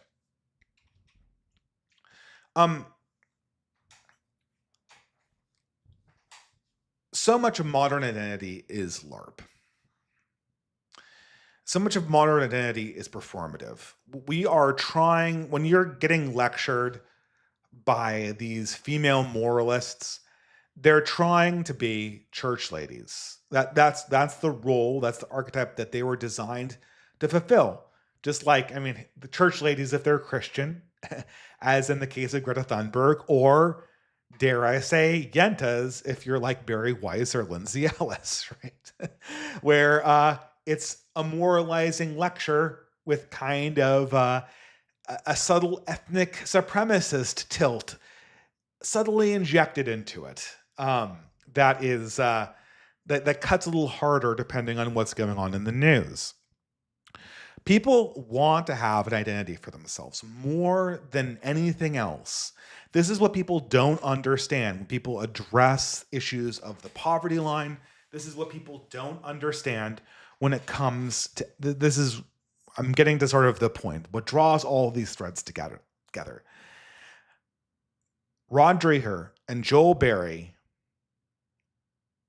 and all of these bold conservative hectoring dad types with the over tight shirts and Greta Thunberg and Barry Weiss and Lindsay Ellis, they all think that they're going to somehow get around the question of identity. They're going to somehow get around the question of meaning. They understand that these economic problems exist, but they think that there's going to be some magic switch that they flick and that they turn on, and that somehow either people's expectations will lower or the productivity will raise, even though I don't see that coming. It doesn't appear to be on the horizon that we're going to have this massive explosion in productivity, certainly not in a way that's realized by the middle class. But some combination of lowered expectations and rising productivity is going to solve the economic problem. And then the question of identity and moral conviction are going to disappear. The question of politics are going to disappear, and they will never have to have a political dialectic, and they'll get to go back telling all of their little performative stories about how if you don't follow the rules, the world will end, or if you don't pull yourself up by your bootstraps, you deserve to be poor, or all that stuff. That's what they're all waiting for. But identity, and this is what Rod Dreher doesn't understand. I mean, it's right in front of his nose. I really don't understand how Rod Dreher doesn't see this, because everything about his character is focused around cultivating a spiritual and cultural identity, but he still can't see the importance of this for other men. It's everything. If your collective doesn't have an understanding of its own identity, it can't defend its interests, regardless of how rich or poor your nation is. If your family doesn't have an understanding of who it is and why it's important for it to be in this town, or that it had a storied history that's honorable, if you think your ancestors were deplorable, you're never going to fight for your own interests. If you don't think that you individually are a good person or a heroic person, you're not going to fight gallantly or be a man. Maybe it's different for women. I think it actually, for that last one in particular, I mean, that's more of a masculine thing. But people don't understand how critical, they dismiss this. Oh, this is just identity politics. Oh, this is just hand-waving woo-woo. Well, I mean, first of all, in the case of our Jewish commenters, it certainly isn't just identity politics and hand-waving woo-woo when it comes to your own identities. You're not willing to renounce those. And that's right, because you know for a fact that a people who has no past has no future. And that a man that has no self-respect will also not have a family. And a man can't have self-respect if his entire life is just following narratives that are screwing him over, following rules that are obviously not in line with what's going on around him. If he just has blinders on the entire time and he's basically being manipulated by forces beyond his control, he will have no ability to assert himself and no ability to gather a family around him. That's not an opinion, that's a fact. Everyone can see this, and every young man can instinctively feel this. So Shagbar Kickman says, and I kind of respect Shagbar Kickman because he gives the worst advice in the world, but at least he tries to follow his own advice. I'll say that, like, he is both the schlemiel and the schlemazel to this joke. He both is fucking people over and getting fucked over himself. So he's the perfect one-man comedy routine, and God love him, because while everyone else is kind of hawking bad ideas to gullible people for other people to buy and ruin their lives, Shagbar Kickman's ruining his own life. And so his new great idea is, why can't men just have no ambition? Why can't you just live in the smallest house imaginable and be resigned to live in a dying town and be resigned to eating shitty food and be resigned to being on the bottom of the totem pole, Reconcile the fact that you're despised for being the person you are in society. Reconcile yourself to the fact that your collective identity is being denigrated by others and they're blaming all their historical grievances on it. Just have the bare minimum life, live in a hovel, and don't have ambition. What is there is there no dignity in that? Is there, I mean, and again, so close but so far. So close but so far on this point. It is noble in some sense to go on a spiritual mission where you deny yourself anything, where you are a monk, where you are kind of a spiritual warrior that's going to war against the world. There's a Christian tradition for that. But if you, as a man, don't have ambition, if you don't have a way to hold yourself up, I mean, you better be a monk. A monk is losing this world because he believes he is winning great victories in the next world. That's the whole reason. He is a spiritual warrior.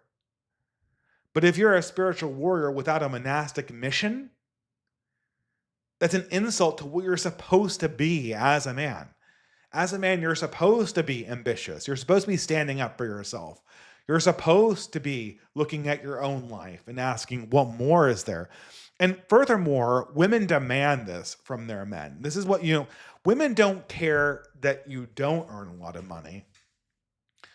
I mean, they do. I mean, they have certain requirements for standards of living, and, they probably should have a lot less of those, especially considering what is going on right now in terms of the economy and what's needed to actually form families. That's a different conversation entirely. But what really insults women to the core of their being is feeling that their man does not have a plan to conquer the world in some way. Because women get bored. Deep in their souls, there is a desire to be part of a war. There's a desire in all women's souls to be part of a war and to be part of a political dialectic. Now, everything in female psychology are two contradictions smashing into each other. Women have a desire to be part of a war and part of a political dialectic. And if you read any of these romance novels, men can just have pure sex in their romance novels. Women have to have sex and war. I guarantee it, every single time there's a central conflict. It's not sexy without that, right? At the same time, women are very, very put off by being in actual war. So what is critical to women is to attach themselves to a man who wants to fight a war, who's actively taking steps to fight a war, because she gets to vicariously participate in that greater cause and in that greater purpose without any of the actions or dispositions that are fundamentally contradictory to her nature. She does not have to get into a contentious dialectic. She does not have to be in the middle of slings and arrows that go flying back and forth. She does not actually have to experience the direct danger that comes with being in all of these things, but she still is part of something that captures a woman's imagination. Your ambition and your ardor and your valor are hers. That, more than anything else, is what attracts women to men. That's why I think, of all the home math videos, and I know people have criticisms of home math. I'm not speaking to any of those things that he recommended that could be against Christian principles. But the best advice video he ever made was about the sword, right? The sword is what women want more than anything else. And the sword is the desire to be ambitious, to be the master of one's destiny, to be part of a narrative that is growing and taking and fighting. It's something critical that women want and don't find inside themselves and must have in every other context. I have a story about slop culture. I might get to that in some other talk. I'll skip it for tonight. This kind of brings us to an interesting article I read by Billionaire Psycho, or who I believe he's called Fugitive Caesar on Twitter. I think they're the same person. I apologize if they are not. Billionaire Psycho writes these very, very long think pieces on Substack, and I'm very fond of them. And the last one he wrote, which was kind of picked up by Kevin Dolan, who was at the Portland event, in a different way, was about the decline of the cowboy and his subjugation to the money printer. The massification of society does not like masculine energy, and leverage always seems to beat individual risk taking. This is the famous, this is the story of all cowboys. The cowboy is eventually subjugated to civilization. And civilization itself is a massification process where the heroic nature is kind of sublimated to everything being repeatable and leveraged. And the fundamental tragedy, of course, is that leverage produces nothing but always wins. If you're talking about the cowboy produces real money and real power and occupies real land. But if you're a money printer or a borrower or a lender or a money changer, you can have infinite money. You can just invent money. You can invent wealth. You can invent land that hasn't materialized yet. And everyone will fight for those promises, even if they don't materialize. And if you win, you can just make someone else pay for them. So in this contest between the warrior and the money printer always wins and the warrior always loses. And we find ourselves in this weird situation where the money printer wants to choke out all of this valor and aggression and ambition from men in the modern world, but still can't justify itself. As you notice, this is something that everyone complains about. There are no more good treats anymore. They can't offer us wealth anymore. So the money printer is printing all these promissory notes, but the promissory notes can't buy anything anymore. But they can only buy one more thing. The only thing the money printer can't buy you a house anymore. If you are on Team Money Printer, you can't buy a house. The money printer can't buy you a secure future. It can't buy you a family if you're a man, and it can't buy you a family if you're a woman either. To be quite honest, that's obviously the problem. There's not enough rich men to go around. And when men are poor, women can't actually find husbands because of their demands for ambitious men to marry. They just will not. If the men don't have that fire in their bellies, something deep inside a woman is not satisfied. The money printer can't give you families. The money printer can't give you homes. The money printer can't even give you good entertainment anymore.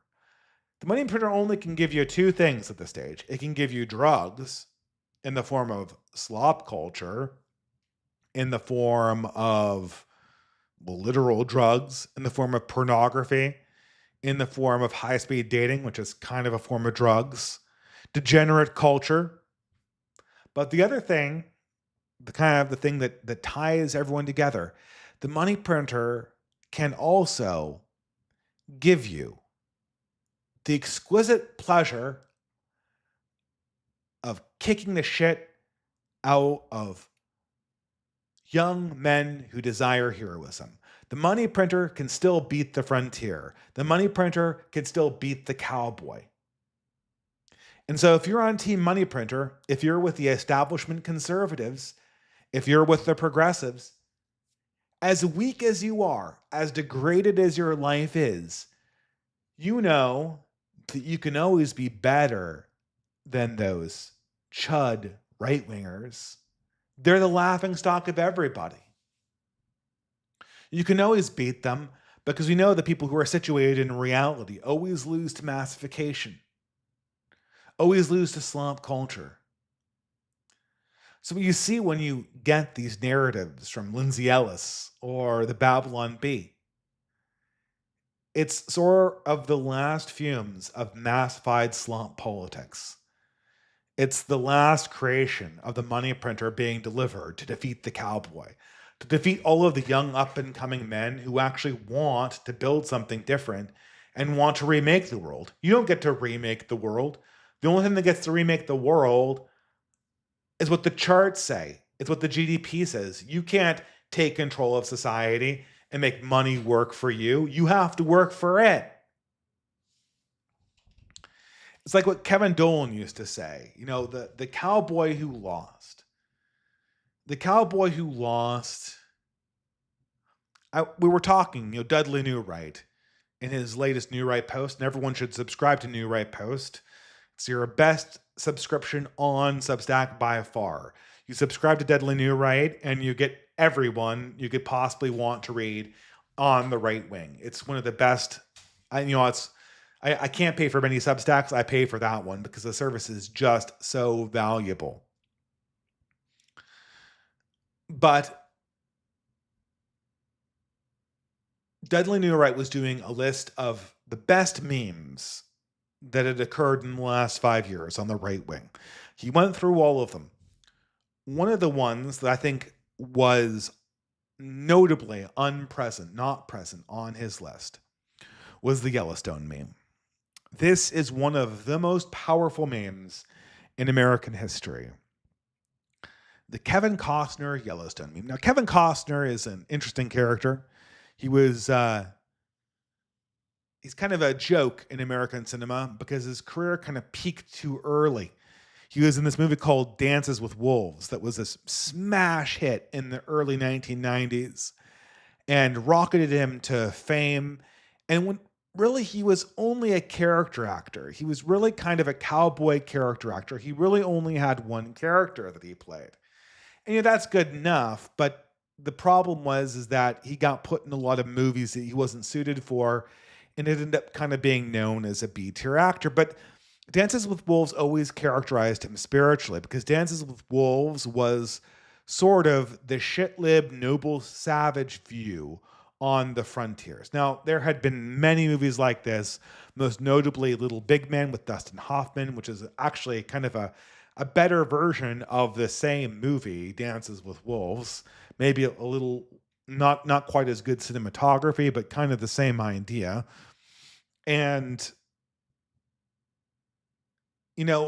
he represents this kind of the modern, for our generation, Kevin Costner is kind of the modern version of the cowboy. And okay, what makes the Yellowstone meme so powerful? Well, the Yellowstone meme is Hollywood looking at the modern cowboy, the modern ranch owner that is supposed to be the last, the point of Yellowstone is that the guy in Yellowstone actually is a cowboy. There's a place in America where the cowboy rules still apply, where things are not so different than they were in the early 20th century, where things are not so different than they were in the late 19th century or even the early 19th century. A man is still a man, and he still defends his land with his life, and he's still out there doing physical labor, generating wealth with his Ford pickup truck. And what does the Yellowstone meme say? You don't even need to really say anything if you can already kind of see the words come out of Kevin Costner's mouth. In this image of the cowboy, still preserved in his archetypical element, still doing all of the cowboy things, what does the cowboy say? The cowboy says, shitlib political opinions.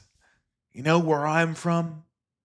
A man, I reckon the most brave thing a man can do is to take his kid in to get a gender transition. Sometimes the most brave thing a man can do is have his local community overrun by Pomalians. That's just what a man's gotta do. That's what a man's gotta do. And you just know. You just know there's a contradiction between the image of what you're seeing. And it's not that you can't find ranchers like Kevin Costner who have shitlib opinions. As a matter of fact, most of them have shitlib opinions in this day and age. That's what most rich people's opinions are. But all that is to say that the cowboy has been entirely cucked by his surroundings, because every shitlib opinion that comes out of Kevin Costner's mouth completely contradicts the life he lives every day, generating wealth and jealously guarding his ranch. What is the point of jealously guarding your family's ranch if you're just going to give it away in the next generation and have the people who own it in the next generation destroy your family's legacy and spit on their graves? As they will. And you know they will. It's not even an abstract question at this stage. You can already see it happening in places like Minnesota. Nobody is even debating this anymore. Everyone knows that replacement is not going to be some kind of honorable transition of power. It's not going to be a passing of the baton.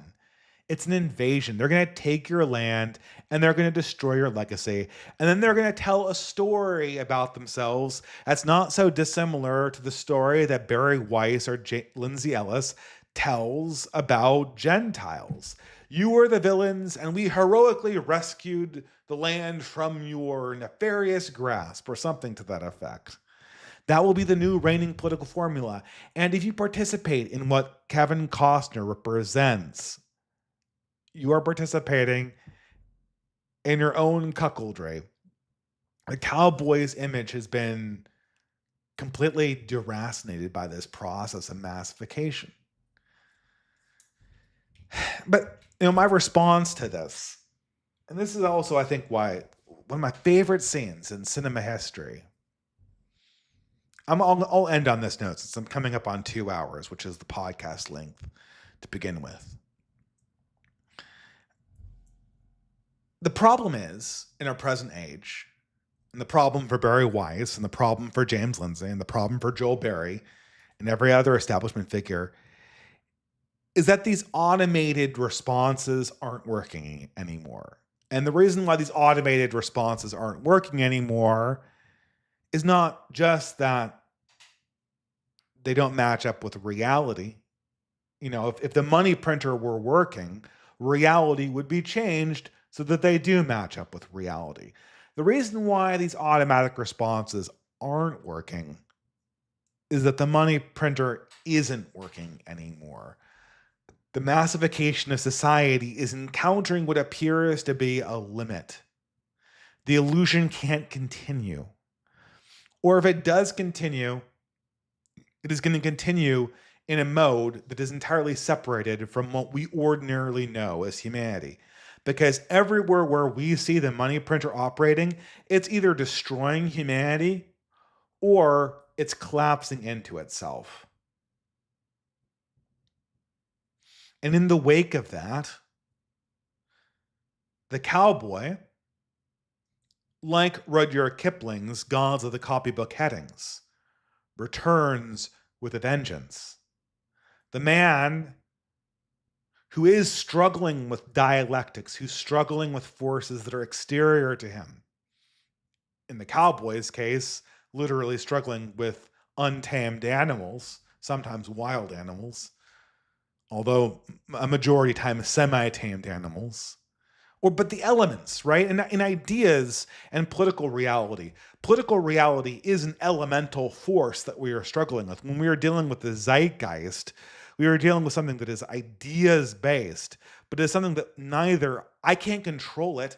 If I went back to 2019, knowing everything that I know now, there is no way that I could make a political organization work in 2019. The reality just was not ready for it at that time. It is outside of our control. It is a force of nature. It is, in some sense, an intelligent force of nature. It is, in some sense, an idealistic force of nature. I mean, I think Hegel, what was it, Hegel, or is it like Fichte? Who named the zeitgeist? I can never remember who named it.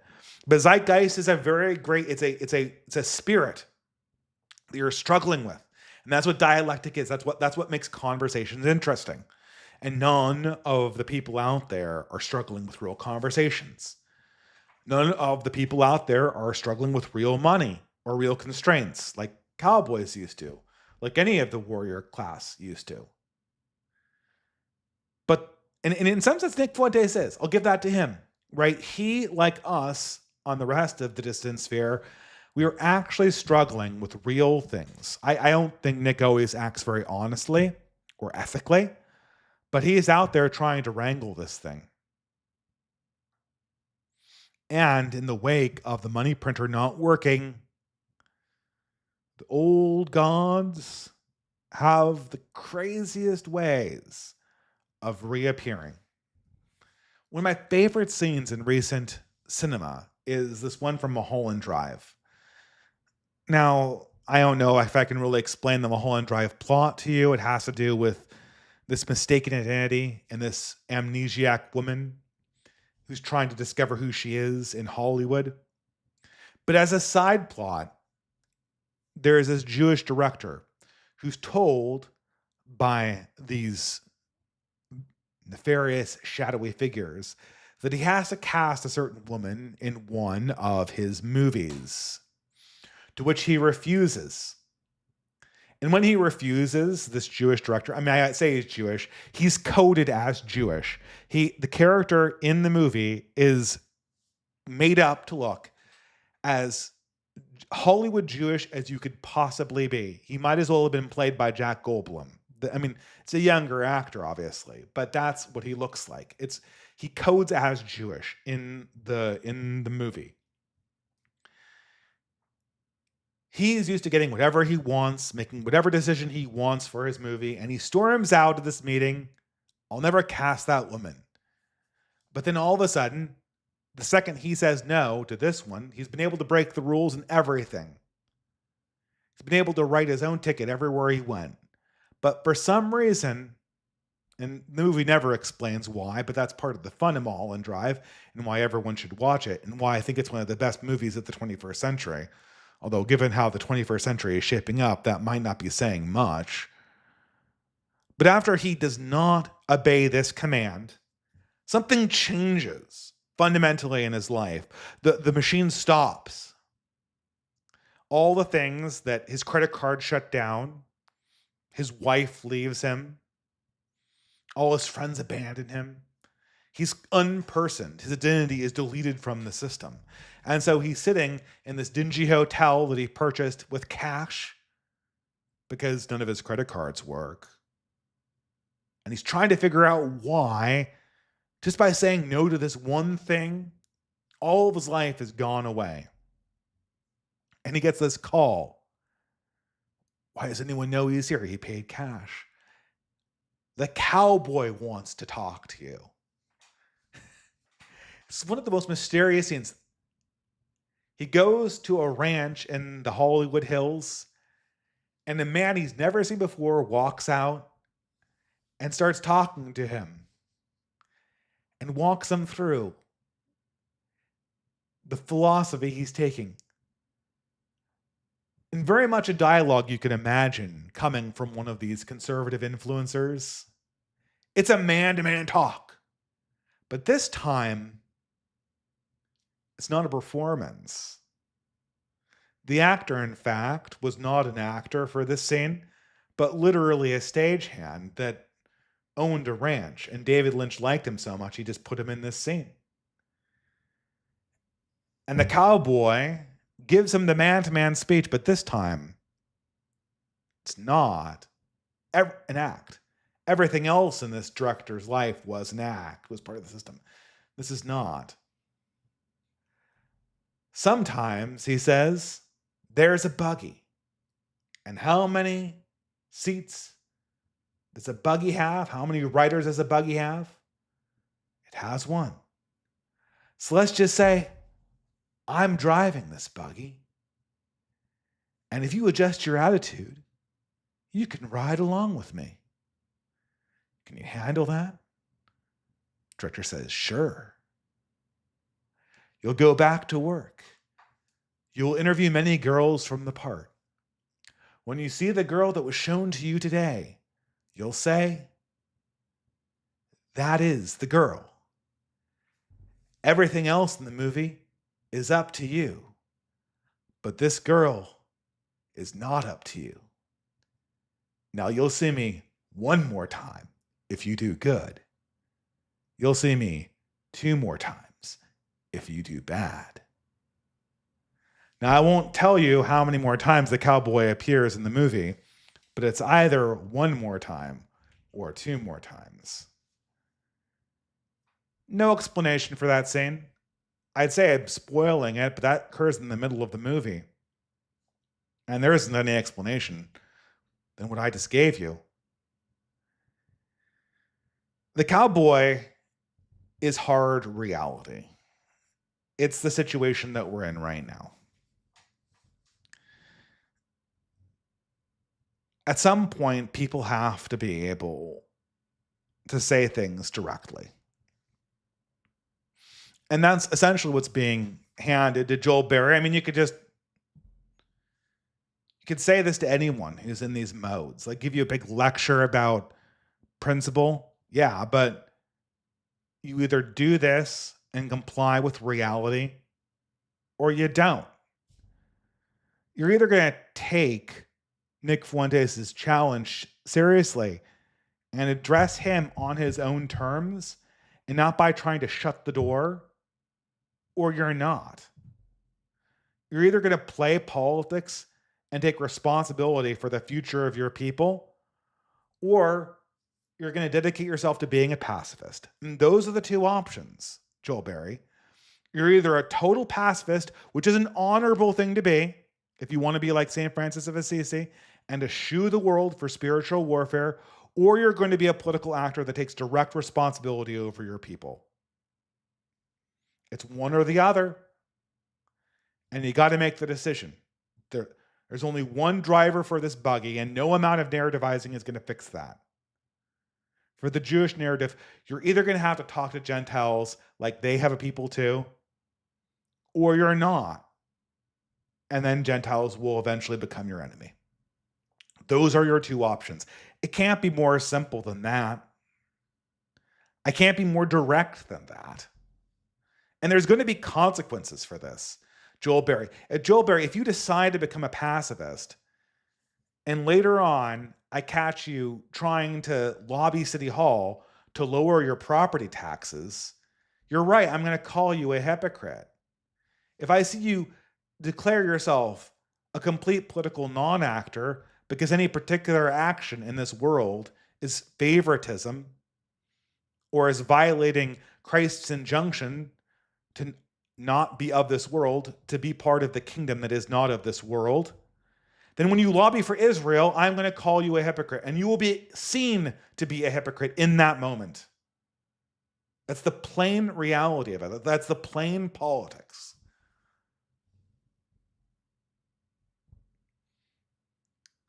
The choice is there. It's the return of the strong gods. It's the return of the cowboy. Well, guys, that's the end of the lecture portion of this talk. What are we? Are we right? We're right on the 2-hour mark.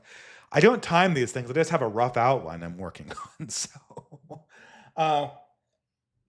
hopefully you enjoyed the lecture on the state of massified culture, the conservative movement, and the archetype of the strong independent man. But now we are going to go to entropy chats. Oop, that's the wrong disappearing act. There we go. I should really paste the psalm I'm going to read inside the entropy chat, but there's not enough character limit to do that, to display it on the screen. So there you go. I'm actually so very glad that I've been able to get these things to a regular basis, basically every other week, and then do the guest stream on community building every other week on Sundays. I think that's a really good system. It's particularly good because I have like a scout meetup with my son on Tuesdays. So I know I just continuously block all my Tuesday nights, and I'm either taking my son out to go scouting or I'm doing the live stream. It's perfect, right? I can consistently do it. I didn't prepare for this one, but I think that just really works well. I don't think that I should just do this next time. Just do a stream that's, I have 0 notes stream, and just attempt to do it that way. It might be good, but the next podcast that I'm going to do probably will be Sunday night after Thanksgiving, and it will be on community building. That will be the long view with the Redwood Society. We haven't quite worked out a time for it yet. We haven't quite worked out a host for it yet. We haven't quite worked out where it will be hosted, but In the meantime, it will be hosted on my YouTube channel and on my Twitter. Okay, guys, let's go through the super chats. Hopefully that works.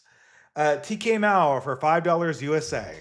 Not to talk trash on incels or be a wife guy, but the gender war slop does hit a lot different when you're in a relatedly stable relationship with the opposite sex. Not sure if it's a me or them who are delusional, but it's just weird to be on both sides. Yeah. I've been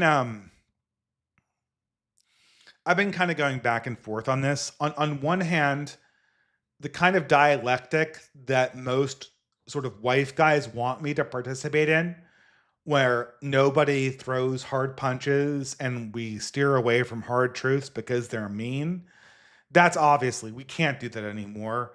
But I really have to, I don't want to call, I guess I am trying to call people out, but uh the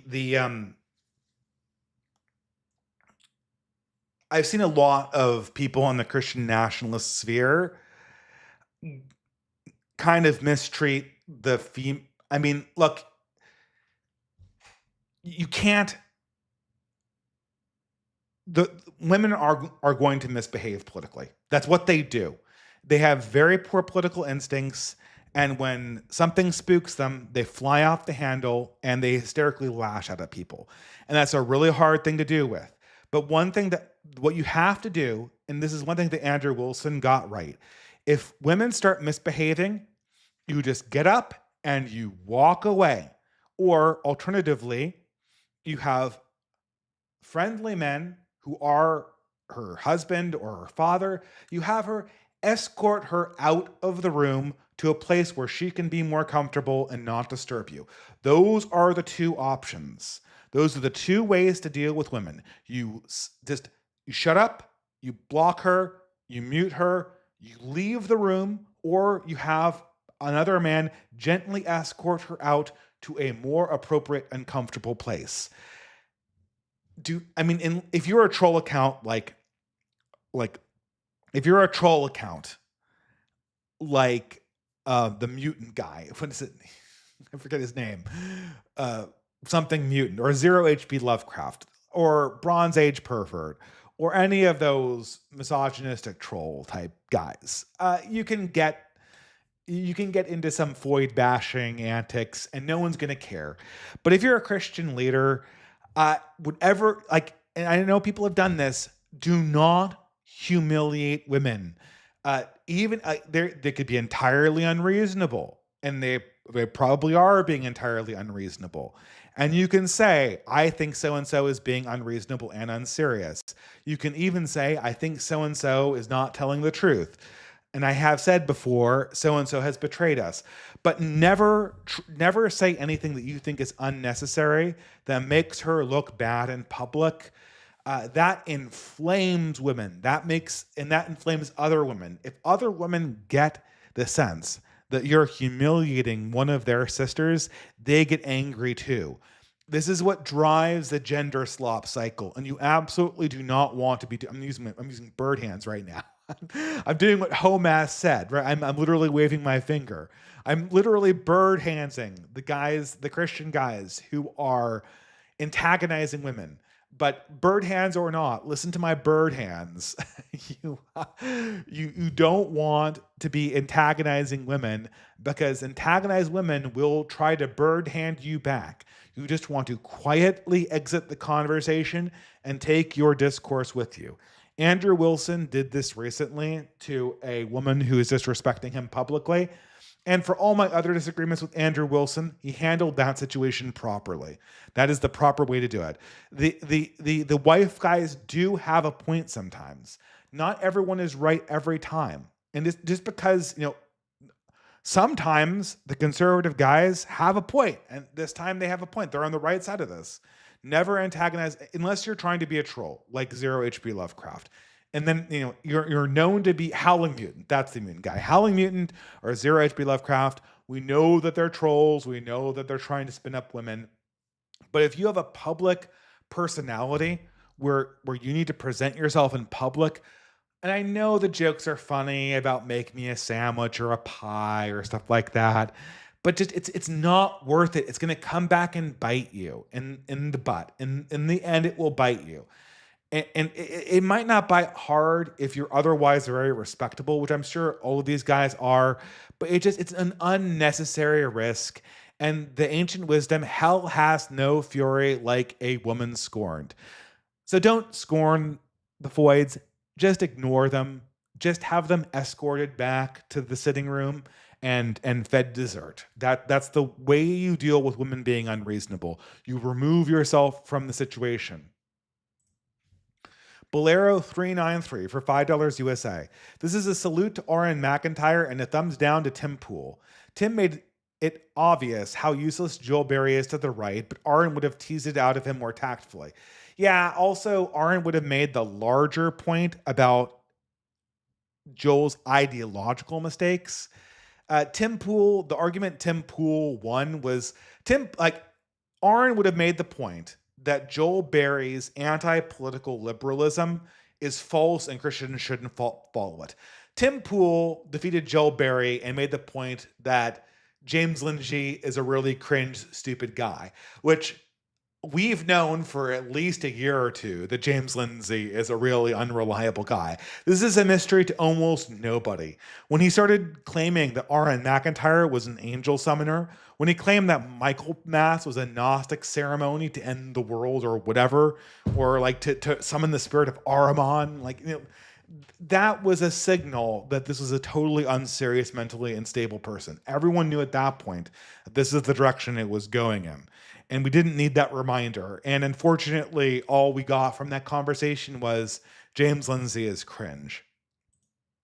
Badia for $25 USA. I just got back from Istanbul. Oh, I was there 15 years ago. Oh, I feel old. Some shoe shiner dropped his brush in front of me and instinctively picked it up as he was begging me to let him pay him back. An old podcast of yours flooded my mind. So they literally tried the same trick on you? Yeah, that's the exact same thing happened to me. A shoe shiner dropped his brush and then he offered me a shoe shiner and charged me an exorbitant amount, even though I was wearing sneakers and they weren't shinable. Well, I hate to say this to you, Bedia, because the amount he was trying to extort from me and that I paid him translated into, I forget what the dinars, it was $25. That was the amount he was trying to, so you paid to me the value he extorted from me. So I'm afraid to say that you were out the equivalent amount of money, not adjusted for inflation, which probably means it's half the money that you probably would have lost to this shoe shiner. But thank you for letting me scam you and not the shoe shiner. I appreciate it. I will put the money to good use, hopefully keeping this podcast and the new one going, while also watching writing the blog, which would be good once in a while. I also have a project that I'm trying to kick off in 2026. So stay posted for that. I'm going to try to use my vacation to start it. Iron Druk for $5. Dave, do you like Frederick Remington's U.S. Western art? I do, and I'm an Englishman. Yeah, I think I know what that is. That's kind of like it's very much like the art that I used. Maybe the art I used for this podcast is Frederick Remington, but I always associate that with kind of like, I don't want to know if it's watercolor, but it kind of looks like sketches and watercolors of cowboys and Indians in the Old West. Yeah, I mean, look, my father was he grew up in, his early life was in Eastern Europe, but his older early life as a young boy was in Austria. And he was always a fan. He was obsessed with Western novels. And one of his big, when they learned that they'd be going to the United States, he was really, really excited because he had all of this romantic notion of cowboys versus Indians.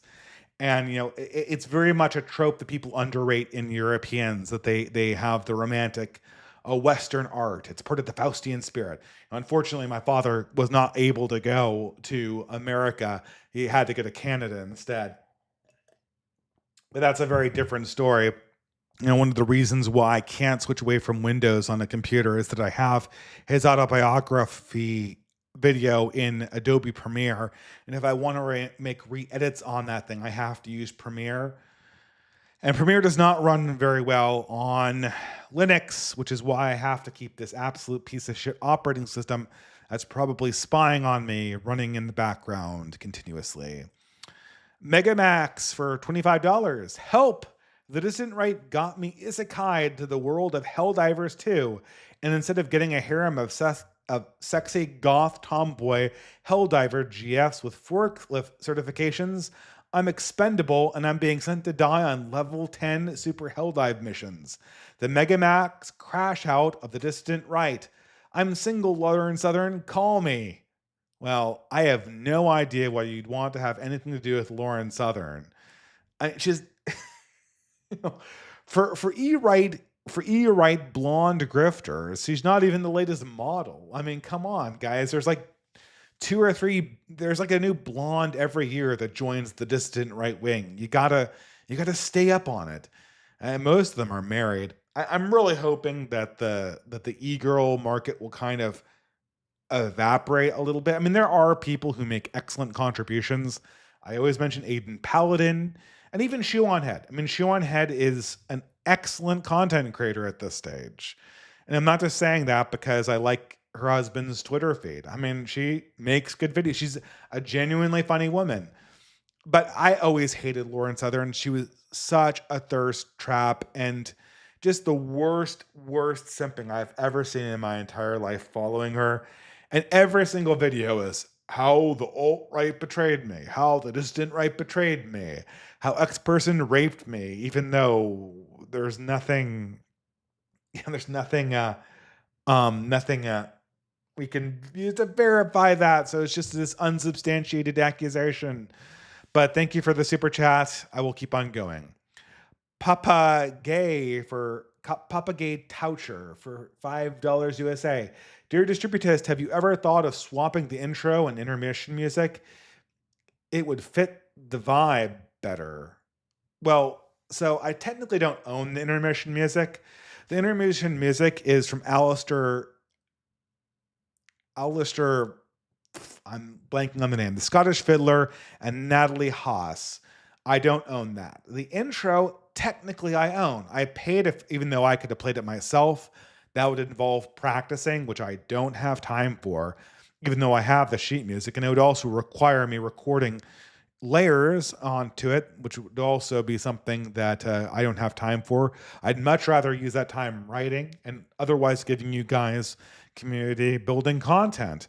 Not that I wouldn't really love to polish up my fiddling skills again, but I paid a fiddler on Fiverr for that. So technically I own the intro, which is why it is the intro and not the intermission music, which I rarely use.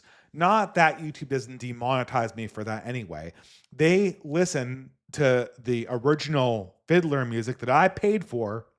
It's obviously not the recording that was done with Natalie Haas professionally. And they say, oh, it's that guy. And they seize the money from the views on this channel, which is why I always demonetize all of my videos on YouTube. The video is on YouTube so that you watch it and maybe throw me a tip on Entropy.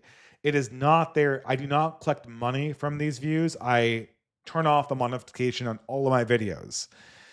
They still throw up commercials on it because someone else is claiming to own the views on this video because their AI has incorrectly diagnosed an open source piece of folk music being played from an independent creator that I own with a professional recording that it's based on, because AI is not very good in this regard.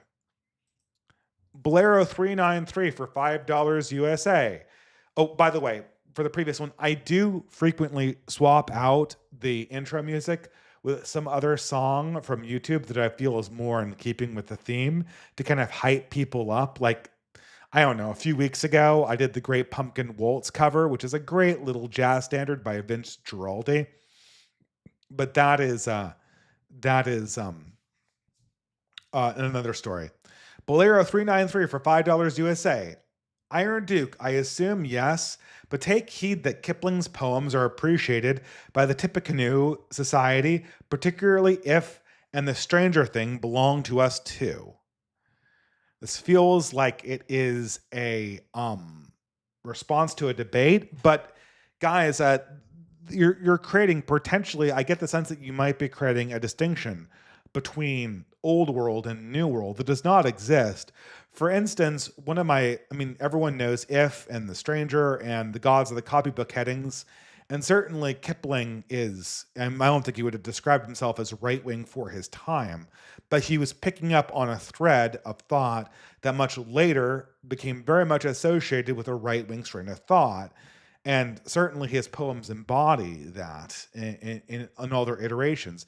And one of his best talks was a lecture that he gave to the Canadian Society of Engineers.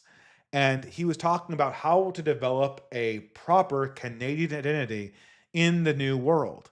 So this is a man who is very much a nationalist, very much a believer in the British mission in being English.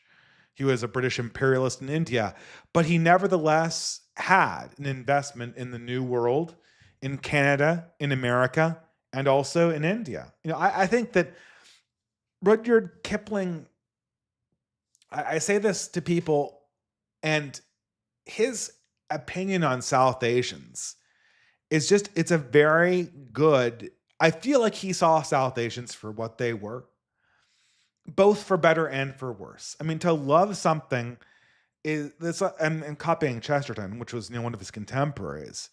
To love something is not to ignore its defects.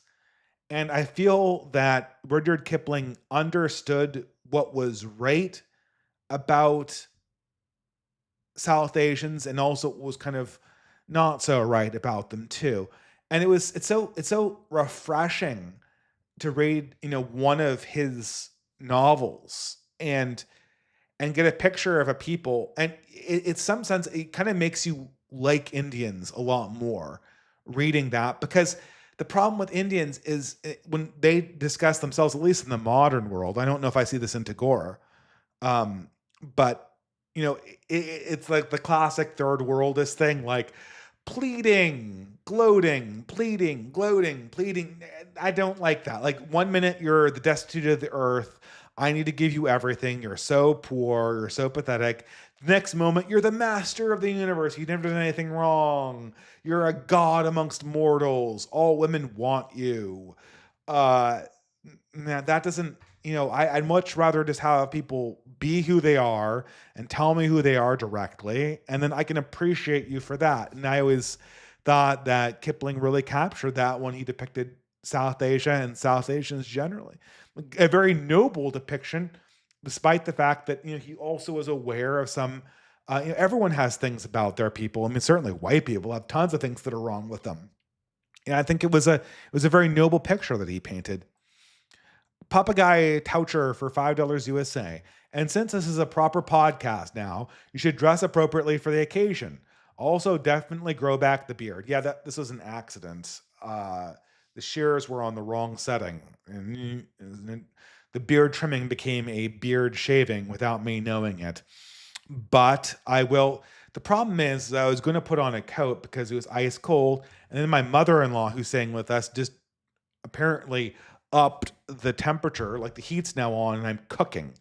So I would definitely wear a suit if I had the ability to regulate temperatures inside of this. I really need to update my Riz in this regard, guys. It's imperative.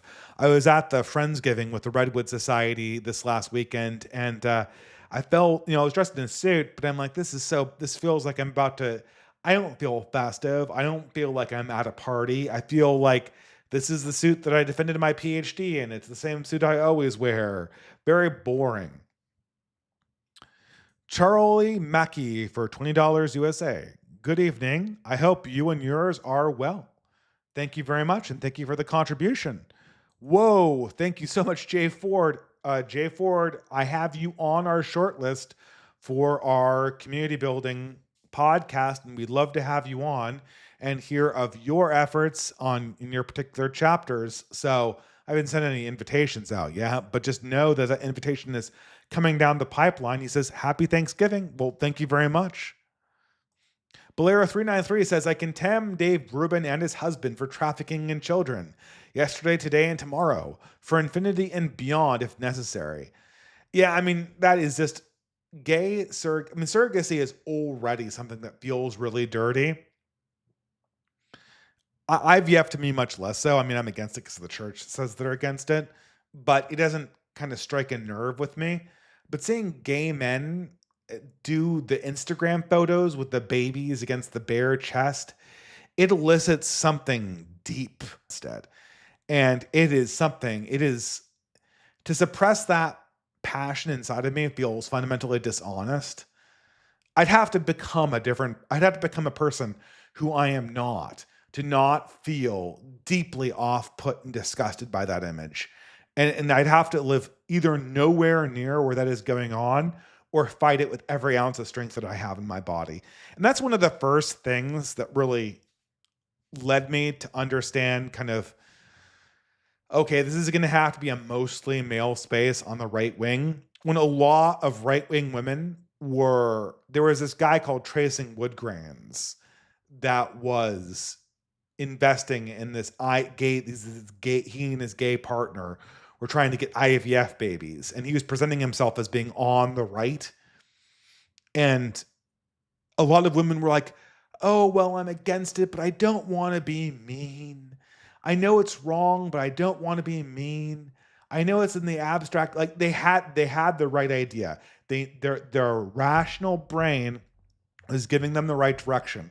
But at the last moment, there were, oh, but he's somebody I need to respect. He's popular, and I can't be mean to a popular person.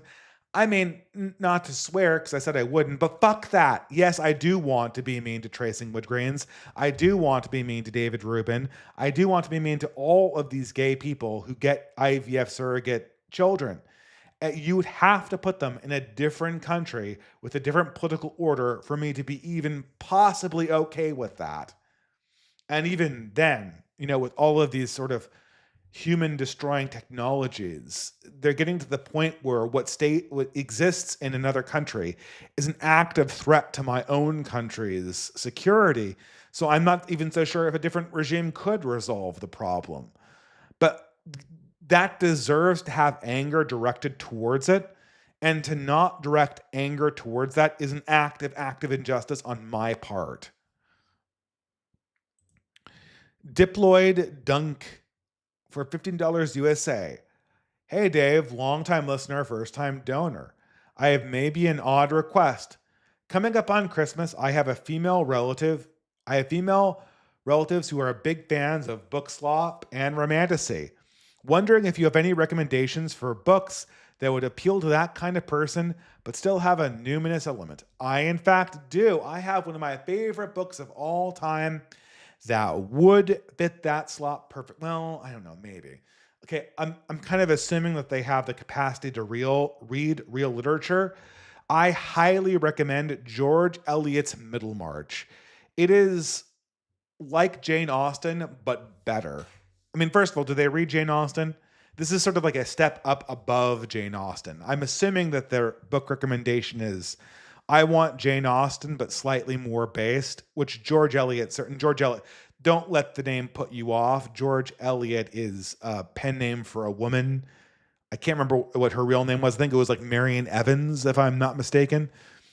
But George Eliot is the name on the cover. It's a woman writer, and it's about women in the 19th century. And it is great. And I would highly recommend it. It is not very romantic, but maybe a place to start. If they're not at that level yet, maybe Jane Eyre. I mean, I don't know. Maybe. I'm trying to think of what else. Oh, someone mentioned this. Yeah, the ultimate romantasy book, the 19th century romantasy book was The Scarlet Pimpernel, which is like the 19th century version of YA. It's super romantic. It's got a dashing vampire billionaire at the heart of its story. It's told from the perspective of a woman. Women will eat that up. Okay, it's 19th century language, but if you can kind of get people on a trajectory from the Baroness Orczy to George Eliot, from the Scarlet Pimpernel to Middlemarch, I think you might have a solution. I don't know. Maybe I'm not answering in the spirit you've given. Maybe you were looking for like a based novel that's at the level of young adult fantasy, which is, I think, very hard. I had good luck with A Secret Garden and Watership Down with my wife, but I don't know. That's hard. Sam158, $28 for the bi-weekly oration effort. Dave, happy Thanksgiving. Happy Thanksgiving. It's great. Thank you so much. Ben White for $5 USA. Hello, Dave. What is your pick for the quintessential American novel? I'm choosing The Great Gatsby personally, a nation that was not afraid to chase unreachable horizon, but one who pretended the tether of gravity and history did not apply. Yeah, I mean, That Great Gatsby is good. I was never a huge fan, but again, I haven't read it since high school, so I probably have a very superficial opinion. It's based on vague high school recollections and the movie with Leonardo DiCaprio, so I definitely have not given that novel a fair shake. But one that I read much more recently that I think, I mean, there's really two novels. For the South, it's probably Huck Finn, unless I'm missing some better, maybe William Faulkner, though that's a little bit more modern. And for the North, it really's got to be Moby Dick. I don't know any other contender for the great American novel for the northern part of this country than Moby Dick. It hits all of the right notes. It talks about the Faustian nature of America and about hubris, and captures the spirit of the time very well. And in some sense, it feels like all American novels are fundamentally mired in history in a way that European novels are not. It's so weird because sort of the opposite is true about the places themselves. Ben White for $3. Also, when are we going to get a pay-per-view wrestling match between the Dissident Right and Academic Agent? Well, I'd have to be in Britain, wouldn't I? The plane tickets have skyrocketed, and I don't know what to do. I went to Oxford once to give a speech there, and I got some reimbursement for that, but I don't think we could afford to fly myself to Oxford at this stage. That would be nuts. And the prices are just out of this world for plane tickets these days. Hunger for $20 USA. Evening, Dave. Hope you are well. Let's not forget Barry justified the bombing of Christians, mostly Catholics in Gaza, because they're all pro-Hamas anyway. I wish Aaron had brought this up regarding friend-enemy distinction. But as well as you know, only real Christians agree with Joel and love Israel. Yeah, I forgot to bring that up in the talk. Joel has this idea that Christians, as a condition of them being Christian, they have to believe in the Nicene Creed, and then they also have to agree with Joel Berry and James Lindsay on the subject of Israel. It is bizarre. Now, in defense of Joel, I don't think that he thought before he tweeted that. I think that Joel just he's very uninformed. I think that if he had thought before he had tweeted that, he would have immediately realized that what he was saying was insane. And I just completely inconsistent. I was shocked at that tweet. To be quite honest, I was shocked at that tweet because I thought that it was actually the product of a mind who was thinking deeply about politics and history. But now I think it's pretty easy to figure out what's going on. Joel just doesn't think about these things at all. He just kind of says them because they occur to him, and they seem to be roughly in the orbit of what conservative thought is saying. And then that's the end of that. And so there's no more explanation that's needed. Ben White for $3 USA. Dave, I have literally heard people say that the Gospel of St. John is anti-Semitic. Yeah, this seems to be always what a lot of these Jewish actors are building up to. This is a lot in terms of the Passion of the Christ, that when that movie came out, a lot of Jews were toying with just proclaiming that Christianity itself was an anti-Semitic religion that needed to be censored and constrained by law so that its anti-Semitism wouldn't cause broader societal harm. Now, I mean, I think a lot of the cooler heads in the Jewish community understand that although chutzpah has served them well in the past, that would be kind of chutzpah above and beyond what would be in their interest.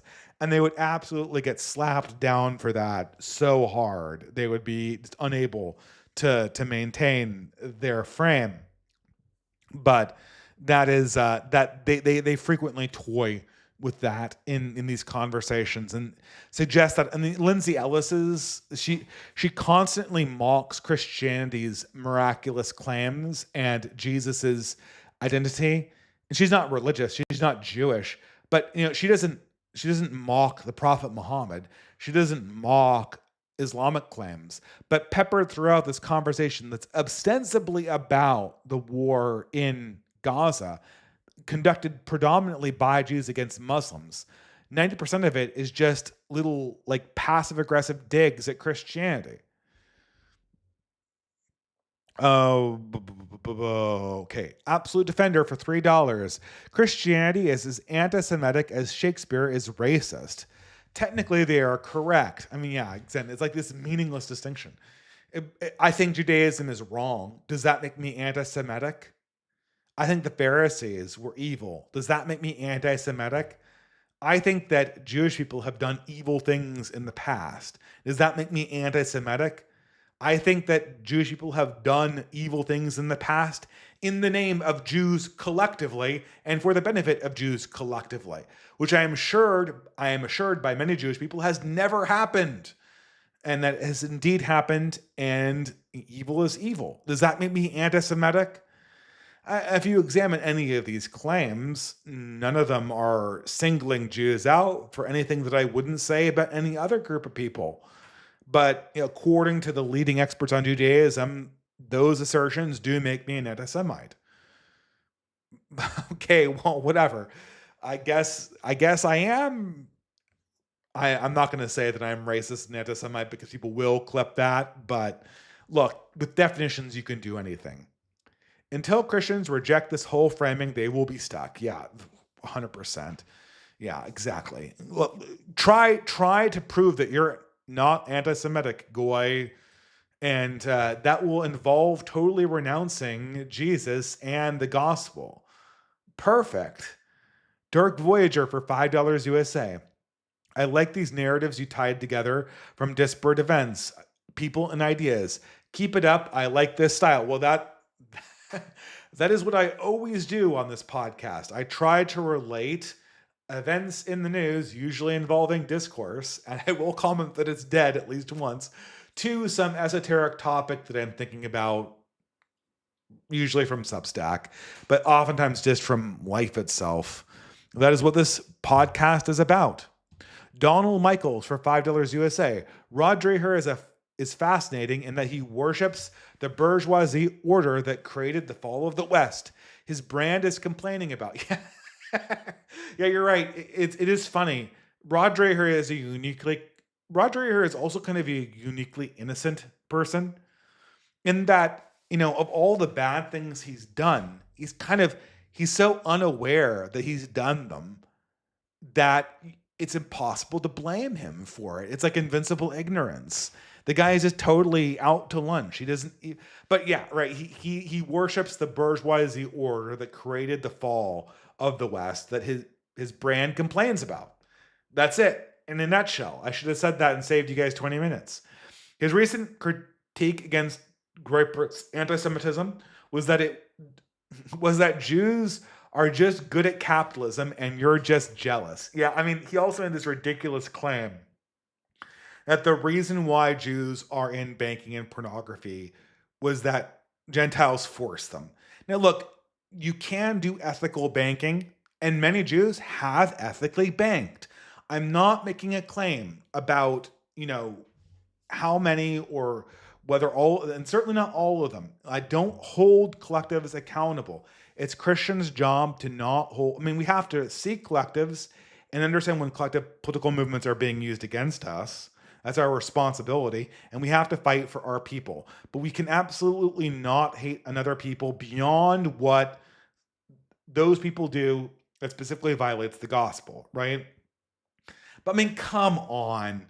He's insinuating that there is a collective guilt on the part of Gentiles for forcing Jews to undertake actions that they undertook obviously through their own volition. Nobody was forcing these people to find careers in Hollywood or pornography or banking. And one of those careers is outright unethical, and the other two are careers that invite unethical behavior. They're highly morally hazardous career choices. I will say that. And many Jews have fallen prey to temptations implicit to those professions. I'll say that. The shadow ban for $5 USA. Happy American Thanksgiving. Yeah, American Thanksgiving is the peak Thanksgiving. Cranberry sauce, gravy, or both with your mashed potatoes. Uh, I mean, I don't really like. I guess I don't really like gravy all that much. Um, I guess I'll take cranberry sauce. I'm really more about the casseroles. I have a jalapeno spinach casserole and a sweet corn pudding that are my two go-to recipes for Thanksgiving that I am going to make tomorrow and then bring on Thursday. So that's my plan, and I'm sticking to it. Uh, you should have asked me what my favorite pie was. Megamax for $20 USA. To me, there is something Luciferian about being the kind of beautiful loser that Joel Berry is. You see, I don't believe that. I feel Joel Berry is innocent but confused, the same way that Rod Dreher is. His devil deal is that he gets to live the ideal American Christian life, the ideal wife, many kids, and a cool job. But in exchange, he must do everything he can to undermine Christians actually winning. He just go back to the Bible, bro. Yeah, look, guys, this is a good point. This is a good question, absolutely, and I should clarify here. Uh, yeah, it does. From the outside, it seems like that. It seems it when you're getting lectured by these boomers and these older millennials who made it, like myself. Although I hope I'm not lecturing you, it does feel like we made it, and now we're gonna kick the door. It feels like we kicked the door down behind us, and we are lording it over you. We might be lording it over you, or I say we. Some of these guys might be lording it over you. I hope I'm not. But just because they're lording it over you does not mean that they're responsible for the poor state of things. In fact, if you were to look at groups, the evangelical Christians were the ones who were against sexual degeneracy, who were against deficit spending, who originally called out a lot of problems with the post-civil right America. Now, they eventually kind of became co-opted by it, but they became co-opted into ignorance. They are not the people that did it to you. The system did it to us. This is decades and decades and decades, almost a century of irresponsible usage of money and irresponsible usage of technology and a total ignorance about what proper religion and proper culture look like. And no group of living people today are responsible for that century or two of mistakes. You cannot lay that at the feet of people. So please shield your souls from, I mean, I'm guilty of it too. I get really angry at these people at well, but you have to shield your souls from anger. Brian Kim, hey David, are paperwork Americans welcome in the OGC? I don't think I'll be able to completely assimilate, but I agree with what the most of the OGC advocates for. I actually do not know what the standards are for joining the OGC.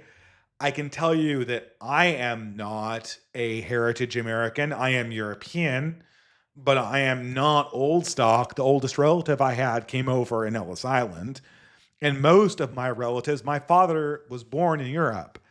So I don't know. So I think it varies chapter to chapter. I really do. I think it varies chapter to chapter. There might be sort of like, I think that the OGC is going to be an umbrella organization for a variety of different chapters that conceptualize themselves differently. So that's my assumption, I guess. And certainly, even if the OGC is not necessarily the right place or not a good fit, and there's lots of reasons that you might not be a good fit. For instance, a lot of localities are 100% Protestant. I just wouldn't be at home with that. So there's a variety of ways that you might not be a good fit with an individual OGC chapter. There are opportunities to be part of a broader right wing community that works internationally. For instance, Beowulf is international and works along a more kind of intellectual sense. So they're interested in getting your right wing ideas out there and helping all peoples, even if you're from Asia or India or whatever. All right, Echomancer for $20 USA. For a long time, I've wanted to strongly recommend something for you, so I'll use my first entropy chat for it. A video game which I know you don't have the time for, but it ends after about 15 hours and has a very spiritual ending. It's called Outer Wilds, and it's about exploring a mini solar system. Well, maybe I could play it. 15 hours. I definitely have put in 15 hours in Blood Bowl 3. If there's a video game about my favorite tabletop role playing game, it's amazing how little 15 or 20 minutes before bed get absorbed into these games. I'm trying to stay away from like the parallax games or the total, like the games that like suck you in. It's maybe I could do that. The problem is that these deep dive games is they're a little hard to get immersed into with my schedule. I like to just like, I'll play a game of Netrunner or Magic the Gathering or Blood Bowl on the computer because it's just like it's like a board game, right? You roll dice, you move the figures, whatever. Megamax for $3 USA. Also, the first super chat was for last stream, but my bank no like entropy sometimes, and that Lauren Southern bit at the end was meant with peak irony. As an internet creature, I sim for 2D women only. Okay, well, go find yourself a 3D woman is my and Lauren Southern is about as 2D as 3D women get. Her features are as flat as her monotone, deep voice. I really dislike Lauren Southern. I've never liked her, and I just think that she needs to leave. I hate her content. I hate her documentaries. The fact that she made a documentary in support of the Canadian Catholic Church is a big coincidence. I just really think she's a bad actor, and I'm really tired of her. She should take her grievances about being raped and take them to the police so the police can deal with them. I am not the police. I should not have to be the arbiter of whether a rape happened 5 years ago. It's not my job to arbitrate this. And putting it at the feet of people who comment on politics is highly irresponsible. Fidel Cashflow. Oh, I love the name. Fidel Cashflow. The money printer still lets me send super chats to my favorite niche internet micro celebrity. Well, thank you very much. Iron Duke says, Will Penny 1967, Ozana's Raid 1972, and Tom Horn 1980, The Searchers 1958 are all great films. Well, I've seen The Searchers. I haven't seen the other three. That's funny. I thought I knew all classic Westerns. It's usually people can get one over me, but three? Okay, well, that's interesting. I'll have to keep my eyes open for them. Unfortunately, my wife does not like Westerns, and she is the big movie watcher. So I'll have to have a discussion with that, maybe. Usually movie watching is where I justify playing a game of Blood Bowl or painting a Blood Bowl figurine or one of the other random figures that is in my collection of of models people have given me for birthdays and Christmases. Spawnheim for $15. The cowboy meme goes back to Clint Eastwood. Technically too old to be a boomer, he represents everything wrong with the boomers. His characters knew how to use a weapon, but what did they stand for? Wait. Oh, I'm sorry. I misread that one. Ben White, I still found X's recent change that allowed you to see which country each account was from to be quite entertaining. The Epte shall forever be known as the Great Redeeming. Yeah, so apparently a lot of accounts that were based right-wingers were actually from India, unsurprisingly, but there you go. Cool Guy for $4 USA says, why do you think this conservative civil war can be won by the Groypers or the Sphere? It should be obvious that the war can be won if the enemy's coffers get raided. Well, yeah, we can't. This is the problem, cool guy. Uh, we can't get the boomers' money. The boomers' money goes to Con Inc., which we are not. So we can take their audience. We can have them get paid exorbitant dark money fees to preach to an empty room or to preach to a geriatric room. And we are doing that. There is no organic young audience for Con Inc. There's no organic young audience for center leftism. It just does not exist anymore. It is an artifact of an older time. And eventually, the coffers, if they want to influence opinions, are going to have to be fed to people who actually attract those eyeballs. Spawnheim for $15 USA. The cowboy meme goes back to Clint Eastwood. Technically too old to be a boomer, but I already read this one. Well, I mean, yeah, the ultimate like Clint Eastwood movie that kind of showed you the limitations.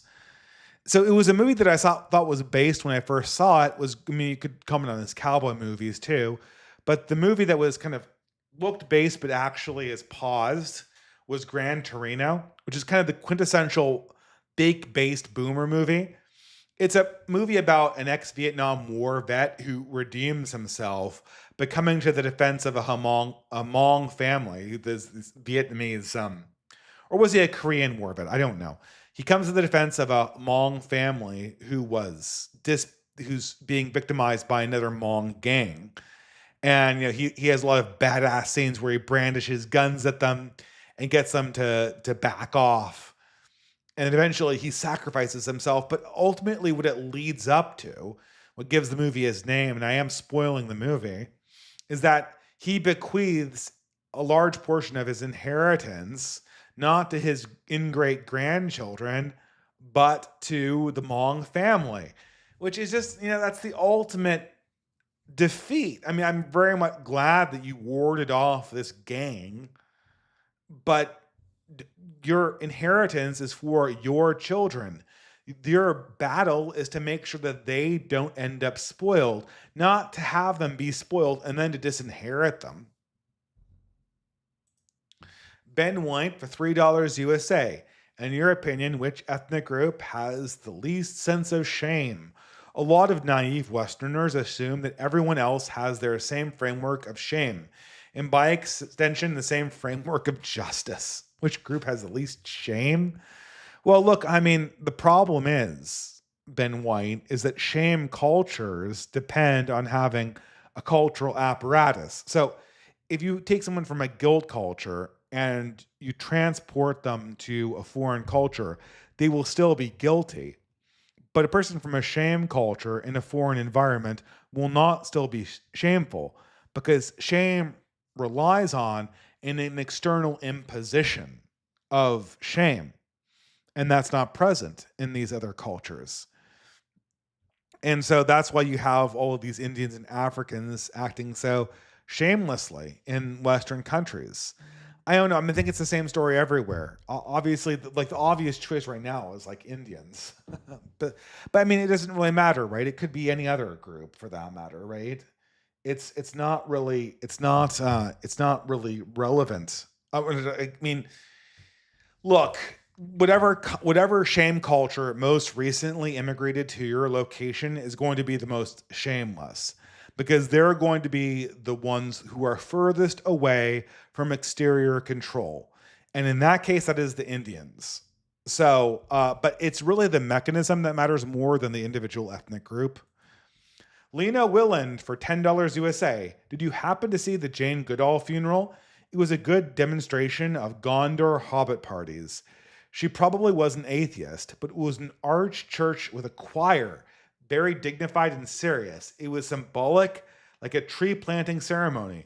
Wish they had treated Charlie Kirk's memorial in the same way. I mean, I wish I had said that. I mean, yes, exactly. Atheists get buried with church choirs. Christians get buried at political rallies in arena rock halls. That is the picture perfect difference between a Gondor party and a Hobbit party, 100%. Absolutely. That is key. But yeah, thank you very much.